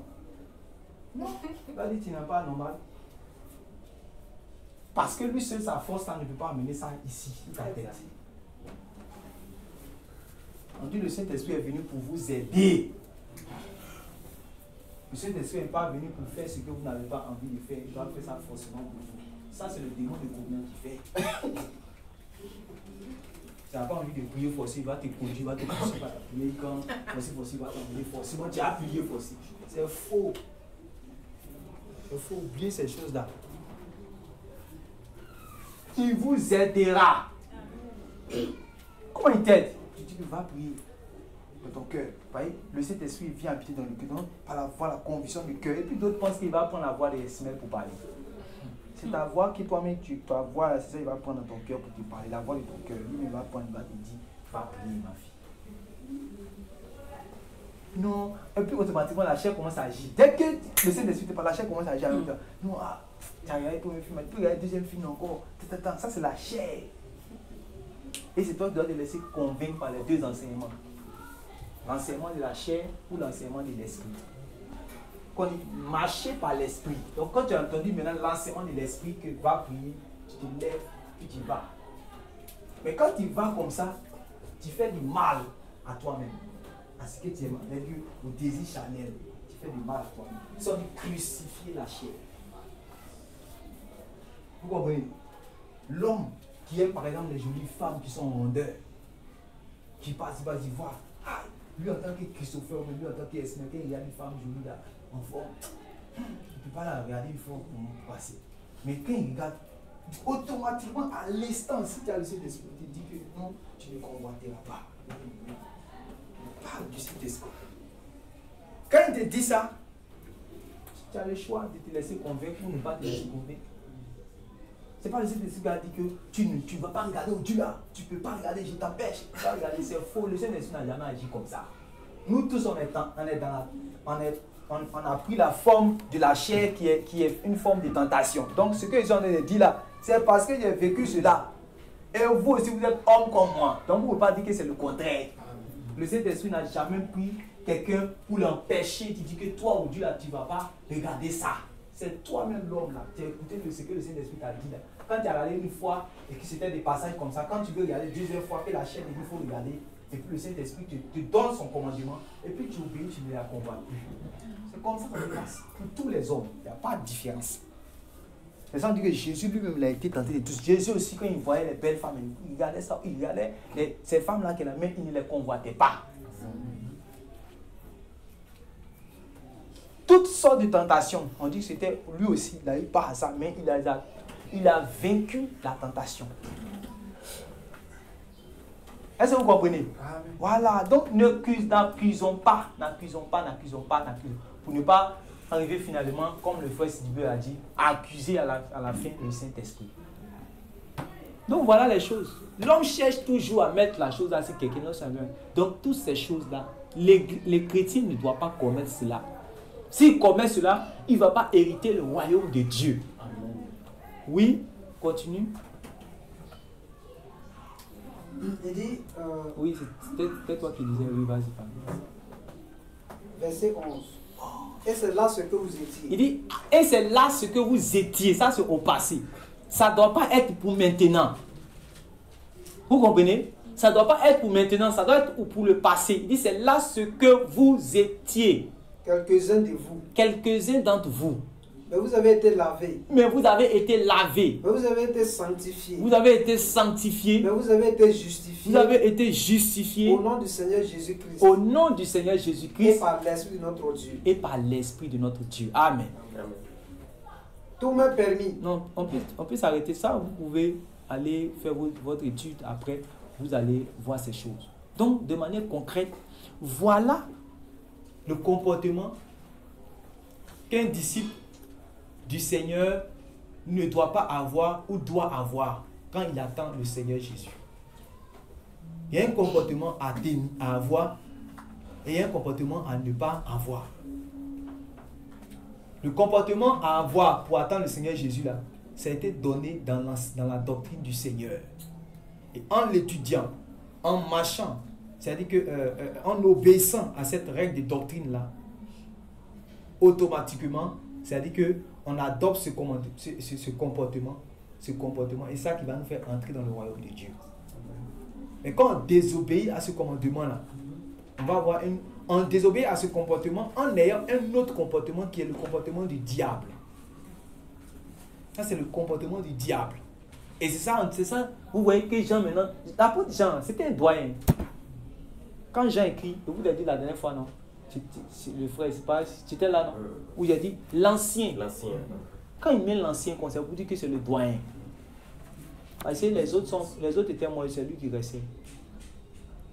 Voilà. Donc il a mis dans 2 Jean, il a mis l'ancien. Akiria.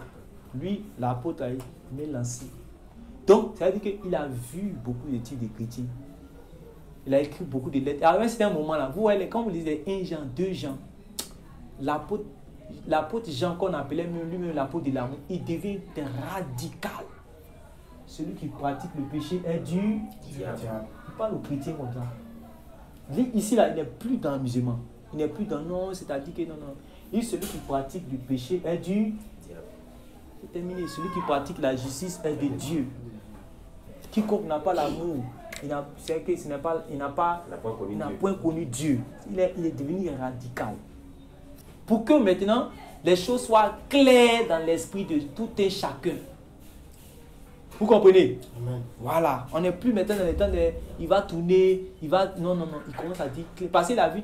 À un certain moment, il a dit non, que ceux-là, ils sont sortis des nôtres. Parce que réellement, parce qu'ils sont sortis de nous. Parce qu'ils n'étaient pas des nôtres. Il commence à dire les choses. Tel serviteur, n'allez pas chez lui. C'est comme ça, il a commencé à être radical. Et c'est pas si vous me suivez. Il a commencé maintenant à être radical. Il n'a plus tourné autour. Vous dites non. Quand tu pratiques le péché, celui qui pratique le péché est du diable. Celui qui pratique la justice, il ne parlait pas des païens, il parlait des chrétiens. Comment des gens qui sont enfants de Dieu, on dit maintenant que s'ils pratiquent le péché, ils sont les enfants du diable. Parce que c'était ce que Jésus même disait. Mais comme là-bas il disait en parabole, c'est à cause de ça. Maintenant Jean est venu dire en réalité. Est-ce que vous me comprenez?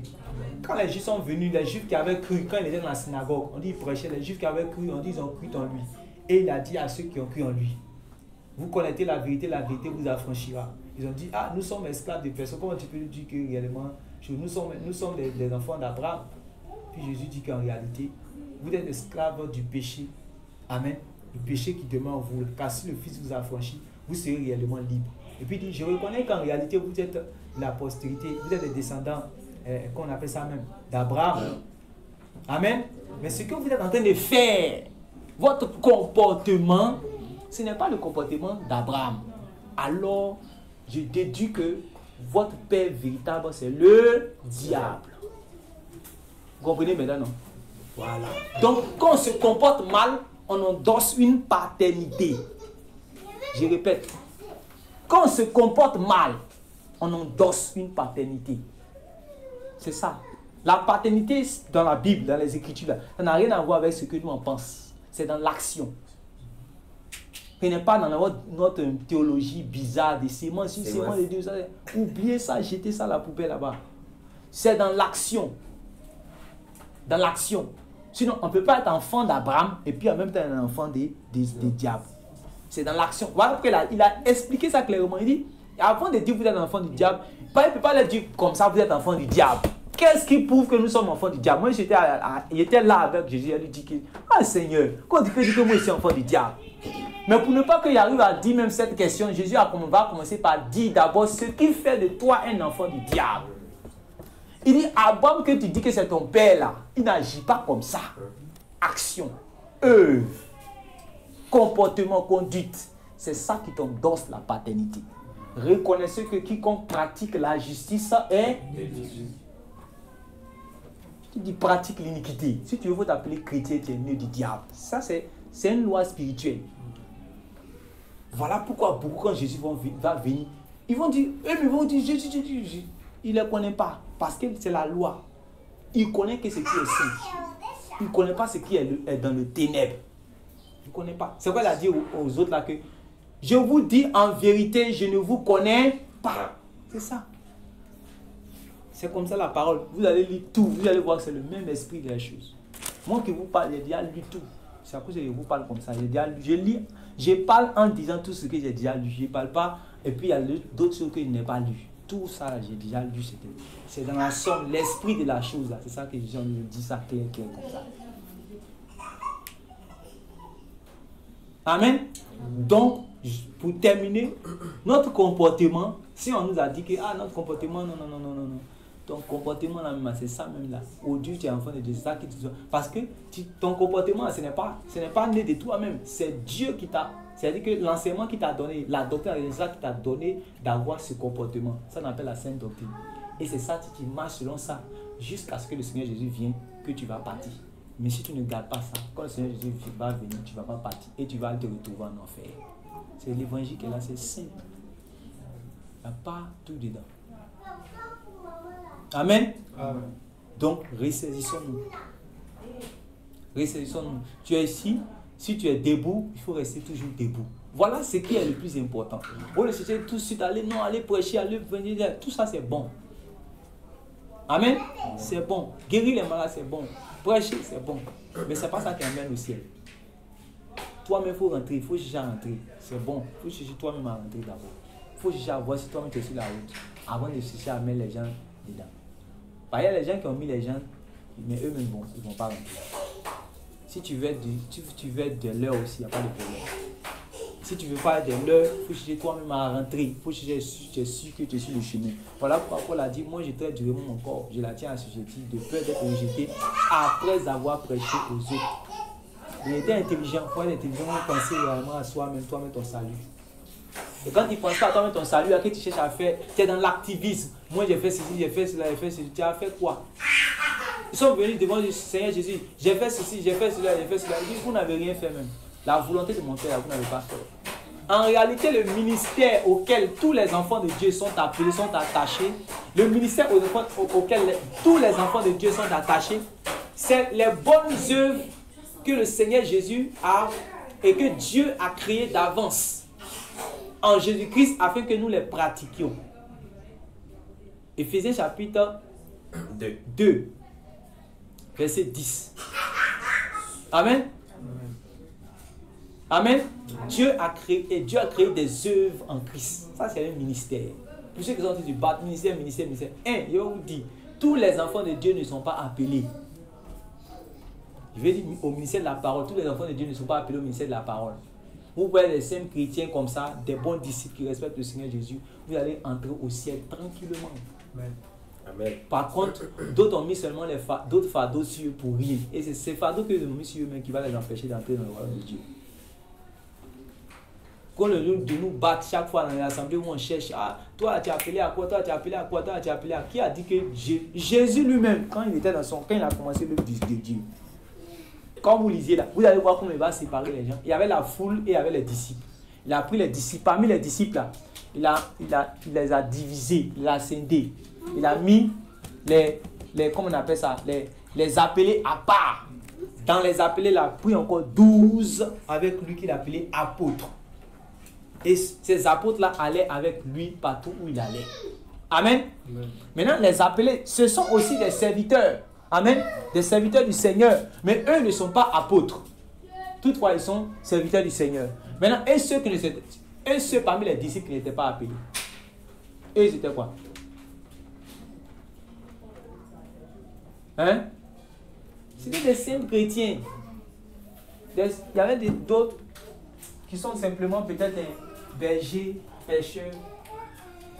Selon, puisqu'il était à Galilée, l'apôtre Paul a dit que ceux que le Seigneur même a pris là, ceux que le Seigneur a sauvés, ce ne sont pas des gens qui étaient puissants. Voilà, c'est-à-dire que c'était des gens qui étaient là, qui travaillaient, ceux qui sont pêcheurs, ceux qui sont agriculteurs, ceux qui sont bergers, tout et tout, voilà, ils étaient là. Mais ce n'est pas parce qu'ils n'étaient pas appelés comme les autres qu'ils n'étaient pas agréables à Jésus. Il faut que nous ayons ça dans notre tête. Parce que l'église d'aujourd'hui n'a pas ça dans sa tête. Vous dites, c'est pour ça qu'on donne appel à tout le monde. Toi, mon fils, je vois que toi, par ton regard, il sent que toi, tu as un appel prophétique. Toi, ma fille, vois ton ciel là, il y a une onction de chant sur toi. Regarde le ciel, tu vas te servir là-bas. Automatiquement, tu te dis que tu es quoi? Tu es chante, toi, tu es, quoi appelle ça même? Tu es prophète, toi, tu es évangéliste. Toi, la mec qui voit ta fougue, je sens que tu es un évangéliste. Donc, tous ceux qui ont la fougue ou le zèle, ils sont évangélistes, quoi. C'est ça le problème aujourd'hui de l'église. On donne les appels à tout le monde. On a donné les appels aux gens qui ne sont pas appelés. On donne l'appel à tout le monde. On a donné l'appel aux gens qui ne sont pas appelés. Ils ont commencé à imiter. Ils sont dans le mimétisme. Ils imitent dans l'imitation. Ils imitent des choses. Ils imitent des choses. On vous dit, la poule peut marcher avec les canards. Si les canards font comme broin, broin, broin, la poule peut imiter. Broin, broin, puisqu'il marche ensemble. Broin, broin, broin, broin. Jusqu'à quand on va arriver devant le lac. Elle va arrêter l'imitation. Quand on veut broin, broin, elle arrête. Puisqu'elle a vu l'eau, les autres vont traverser comme vont partir. Mais elle ne peut pas traverser l'eau. Son cri de canard va cesser. C'est comme ça. Parmi les appelés, les appelés de Jésus, là, quand ils vont rentrer dans le ciel, là, tous les appelés vont rentrer.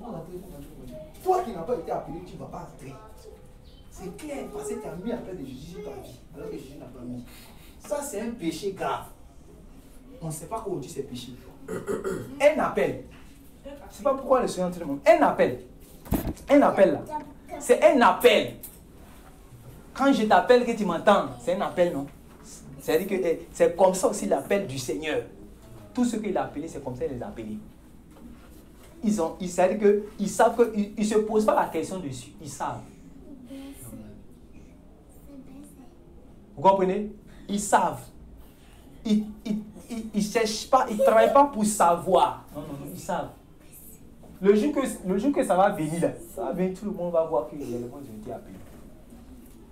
Mais ce n'est pas que les gens ont coup de sol. Et c'est pour au fur et à mesure qu'on cherche, on dit, ah, moi j'allais dans tel programme là-bas, j'allais dans tel programme là-bas. Mais si tu allais dans un coin où on partage ministère, comment tu es partagé? Comment tu es partagé ministère?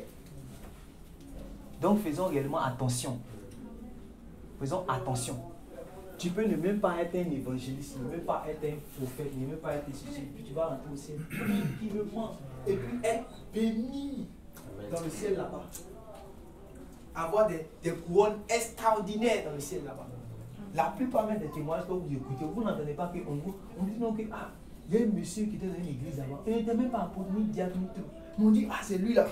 Il partait visiter les gens. Quand les gens étaient malades, c'est lui qui parlait Jésus. Quand les gens n'avaient pas de transport, c'est lui qui se débrouille pour les donner. C'est lui-même avant que les frères vont venir. Il commence à arranger les choses. Il commence à intercéder. C'est lui qui fait un ministère caché qu'on n'a même pas de nom. Mais c'est lui qui a plus de pouvoir que les gens. Cherche non pourquoi. Un ministère qui n'a pas de nom, ce ministère, on ne sait pas c'est quel nom. Ce qui est dit à ce ministère de quoi?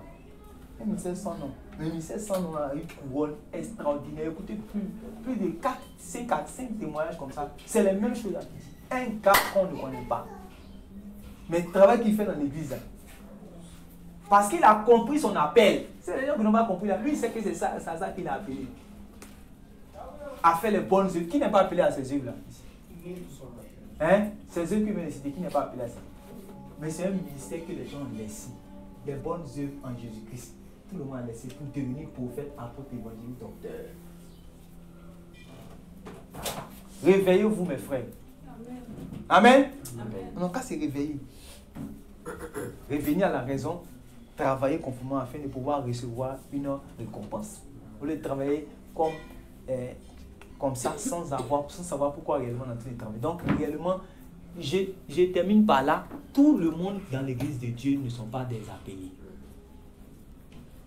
Mettre un appel sur ta vie alors que réellement tu n'es pas appelé, ça va devenir un problème sur toi. Ça va devenir un problème sur toi. Si tu es appelé, gloire à Dieu. Il faut maintenant travailler par rapport à cet appel que réellement tu as reçu. Et quand Jésus a scindé ces groupes-là, comment c'est dit que ceux qui étaient des apôtres, ceux qui étaient des appelés et ceux qui n'étaient pas appelés, mais toutefois qui étaient des bons disciples du Seigneur Jésus. Et tu vas voir que dans Actes là, celui qu'ils ont pris pour remplacer Judas, Matthias là, il était où? Il était parmi les appelés là. C'est-à-dire qu'à part les disciples que Jésus a mis à part, qui servaient aussi authentiquement le Seigneur, même s'ils n'avaient pas de nom. Quand ils ont regardé que c'était un modèle parmi eux, ils l'ont pris, ils ont dit que trois choses. C'est pour ça que je vous ai dit que dans l'église de Dieu, on ne peut même pas confier même une tâche à celui qui n'est pas loyal, celui qui n'est pas constant, celui qui n'est pas assidu aux réunions, celui qui n'a pas vu les souffrances de l'assemblée pour pouvoir intercéder, pour pouvoir prier, non, on ne peut pas. On a Matthias là, si on lui a donné, comment on appelle ça même, c'est-à-dire que ceux qui étaient dans le groupe de Matthias là, ceux qu'on a pris, ils ont cité plusieurs noms, puis on a tiré au sort. C'est-à-dire que ceux qu'on a pris là, c'est des gens qu'on a sélectionnés qui étaient remplis du Saint-Esprit, qui agissaient bien parmi les appelés. C'est eux qu'on a pris. Même aussi au temps d'Étienne là, ceux qu'on a pris pour être des diacres, pour servir à la table là. On n'a pas pris n'importe quelle personne. On a vu des gens qui étaient sages, remplis du Saint-Esprit, qui agissaient bien. C'est eux là qu'on a pris. On dit que vous allez être des diacres. Donc, se lever un matin, je ne viens pas en assemblée. Se lever un matin, je ne vais pas à l'évangélisation. Se lever un matin, je ne vais pas à l'intercession. Se lever un matin, je ne fais pas ceci. Aujourd'hui, je n'ai pas envie. Je ne fais pas ceci. Tu te fais du mal à toi-même et tu fais du mal à l'église. C'est ça. C'est celui-là qui va montrer sa fidélité à Dieu. Et l'église, qui sait que réellement cette église est de Dieu, tant qu'il n'a pas montré sa fidélité, il ne va pas aussi recevoir des grâces que réellement Dieu veut donner à cette église. Ça, c'est les choses simples. La dernière fois, je vous ai parlé avec les choses du monde. Je vous ai dit, voilà celui on dit Ahmed Bakayoko, qui est dans le gouvernement. Avant qu'il va être premier ministre, s'il était premier ministre un coup. Beaucoup sont partis lui de rester. C'est parce qu'il a montré sa loyauté. Donc, poste du premier ministre est venu le trouver là. Tout le monde est parti, c'est lui qui doit. On ne sait pas à qui on va donner mon chef. Tiens, premier ministre. Parce que la loyauté là, dans tout groupe, ça compte. Amen. C'est si, par exemple, la loyauté à ce qui est mauvais, c'est ça qui n'est pas. Mais si vous dites que là où je suis là, il y a la vérité là-bas, il faut être loyal là-bas. C'est s'il n'y a pas la vérité, il n'y a pas de problème. Tu quittes parce qu'il faut que la vérité chapeaute toujours la loyauté. Je répète, il faut que la vérité chapeaute, c'est-à-dire que soit au-dessus de la loyauté. Vous devez avoir cela comme principe. Parce que le jour que vous êtes c'est-à-dire que vous marchez dans la loyauté à l'assemblée, à la mission que le Seigneur nous a confiée. Si vous voyez que le leader, le responsable de l'assemblée commence à se comporter mal, vous n'allez pas dire non que comme je suis loyal, je dois rester.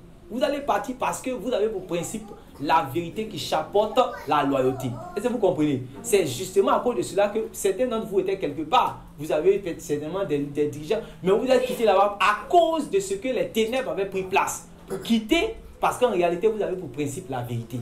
Vous aimez la vérité. Amen. Maintenant, quand tu sais que quelque part, il y a la vérité là-bas, ou quelque chose est vrai là, il faut montrer ta loyauté dedans. C'est l'une des choses que je vous demande.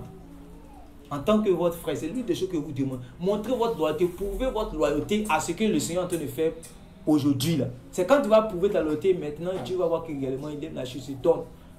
Tous ceux qui réellement qui ont réussi, c'est des gens qui ont souffert, qui ont travaillé par rapport à quelque chose. Quand on dit qu'on est loyal, c'est la souffrance, le travail qu'on est en train de faire, c'est ça qui montre que réellement on est loyal.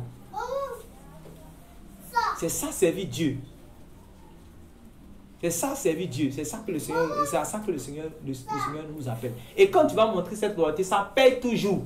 Ça paye toujours. Dieu réellement se souviendra de toi. Même si ce n'est pas dans cette vie, il se souviendra de toi dans le royaume de Dieu. Tôt ou tard, ce n'est pas quelque chose qui va passer comme ça. Donc, si vous avez su vous discerner que réellement nous sommes dans une chose de Dieu, cela vient de Dieu, ce que nous sommes en train de faire est vrai, il faudrait que réellement nous donner à fond dans la chose. Quand la femme samaritaine a entendu que c'est lui là qui est le Messie là, vous pensez qu'elle allait dans le village et elle a dit, dès qu'elle est rentrée dans la ville, elle a dit, j'ai trouvé le Messie. Elle les a convaincus. Elle-même, vous connaissez ces femmes, j'ai trouvé le Messie. Celui qu'on a dit que le Messie là. Mais quand vous lisez même les évangiles, quand vous lisez les évangiles des gens, c'est pas comme ça les disciples là, eux ils ont fait. Il y a des disciples des gens qui ont suivi Jésus. Quand Jean-Baptiste a dit, voilà l'agneau de Dieu, on dit 2 de ses disciples ont quitté, sont partis. Quand ils sont partis vers Jésus, ils sont reçus sur les frères. Nous avons connu celui que Moïse avait annoncé. Le Messie là, il est là. Viens, on te montrer. Oh, toi aussi, est-ce que quelque chose de bon peut sortir à Jérusalem? Il dit, viens déjà voir. Il est venu, il était convaincu. L'autre dit son père. C'est comme ça aussi. Ils ont montré leur loyauté. C'est quoi Jésus? Eux ils étaient les premiers. C'est quoi? C'est pas pour rien que Jésus leur a dit que vous êtes des apôtres.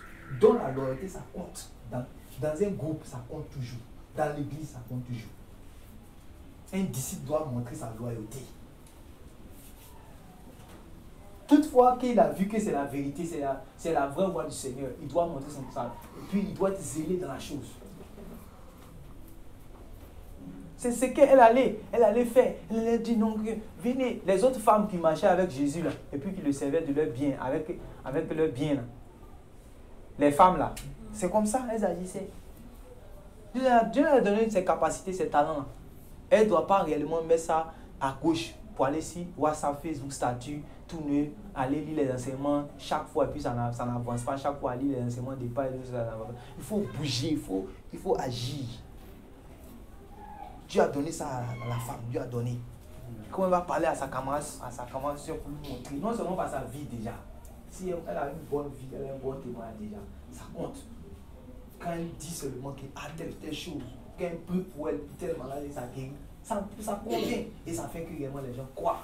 C'est comme ça que les gens sont venus au Seigneur. C'est comme ça. Invitation aussi là, c'est dans la Bible.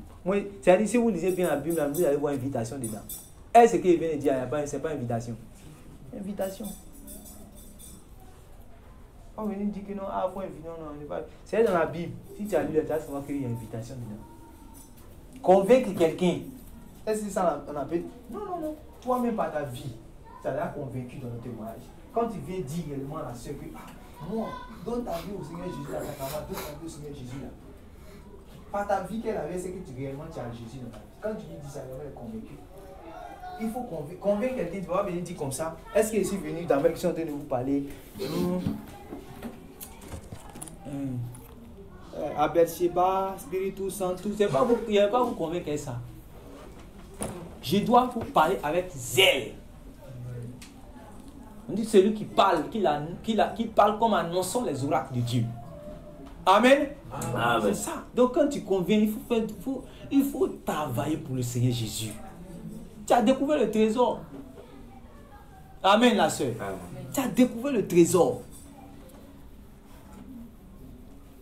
Tu as vu que le trésor est bon.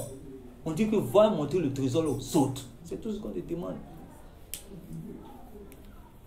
C'est tout. Donc il faut que c'est ça Jésus est en train de dire. On n'est pas à notre poste. On n'est pas à notre poste. Tu as découvert que c'est bon, tu as tout vu. Tu dis c'est vrai, c'est la vérité. Si tu envoies la vérité, tout. Qu'est-ce que tu fais? Tu veux cacher ça?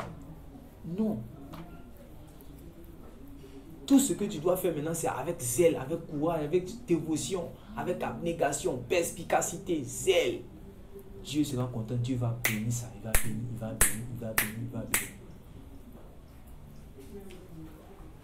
Que le Seigneur vous bénisse. C'était réellement ces paroles d'enseignement pour pouvoir nous fortifier dans la foi et puis nous permettre de réellement nous ressaisir, parce que Dieu veut faire de grandes choses. Hier, on était à Timothy. Il disait que il y a beaucoup qui nous observent. Ils veulent venir, mais ils ne vont pas venir en fait. Il y a certains en tout cas qui vont venir, mais d'autres, ils attendent.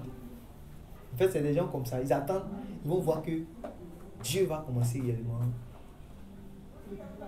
à faire progresser en fait l'œuvre qu'il nous a confiée, à faire progresser l'œuvre. Ils vont voir peut-être des signes et des prodiges. Ils vont voir le Seigneur même béni spirituellement par les dons et même matériellement certains frères. Ils vont voir que certains frères se sont rentrés dans certaines grâces. Ils vont voir aussi qu'il y a commencé à avoir la croissance même en nombre. Puis qu'ils vont voir cela, maintenant ils vont commencer à venir. Ça va arriver, il y a des gens comme ça, on accepte, ils vont venir. Même le frère Sidi me dit, en tout cas quand ils vont venir, en tout cas on va leur parler, ce qu'on va leur dire, mais ce qui est ici, voilà, on va leur dire. Mais le problème c'est quoi? Toi qui n'as pas souffert, ce qu'ils ont donné parler, c'est des choses normales. Toi qui n'as pas souffert, toi qui n'as pas vu les réalités, quand il y avait eu le problème dans l'assemblée, par ta prière, tu n'étais pas là, c'est pas par tes souffrances que réellement l'assemblée a été relevée. On ne va pas te confier les tâches. Ça c'est normal. C'est normal. Tu ne vas pas venir comme ça et puis dès que tu vas venir t'asseoir en tant que réellement apôtre. Non. Ça va pas, ça se passe pas, même dans la Bible, ça ne se passe pas comme ça. Vous comprenez, non? Mais il y a des gens réellement qui vont, parce que le Seigneur, selon sa grâce, va nous bénir. Quand vous voyez les choses là, quand vous regardez bien l'assemblée, vous voyez que réellement, on aura du progrès. Il y a de l'avenir. Quand vous voyez, parce que on nous a dit quoi? Nous, notre but, la dernière fois on a dit, ce n'est pas de chercher réellement, et venir m'asseoir en tant que pacha avec mon pasteur ici, à ma gauche, et puis on va voir une foule de personnes devant nous, et puis on va dire qu'on a tel ministère. Non, non, non. On veut faire des disciples. Donc, ceux parmi nous qui sont appelés aussi à faire des disciples vont étendre aussi réellement la mission du Seigneur. Voilà, en réalité, ce à quoi le Seigneur nous a appelés. Mais quand ces choses-là maintenant vont commencer à avoir lieu, c'est là que d'autres maintenant vont commencer à venir. Il y a des gens comme ça. Ça fait partie de la vie. Amen. Amen. Ce n'est pas à cause d'eux aussi que nous n'allons pas travailler.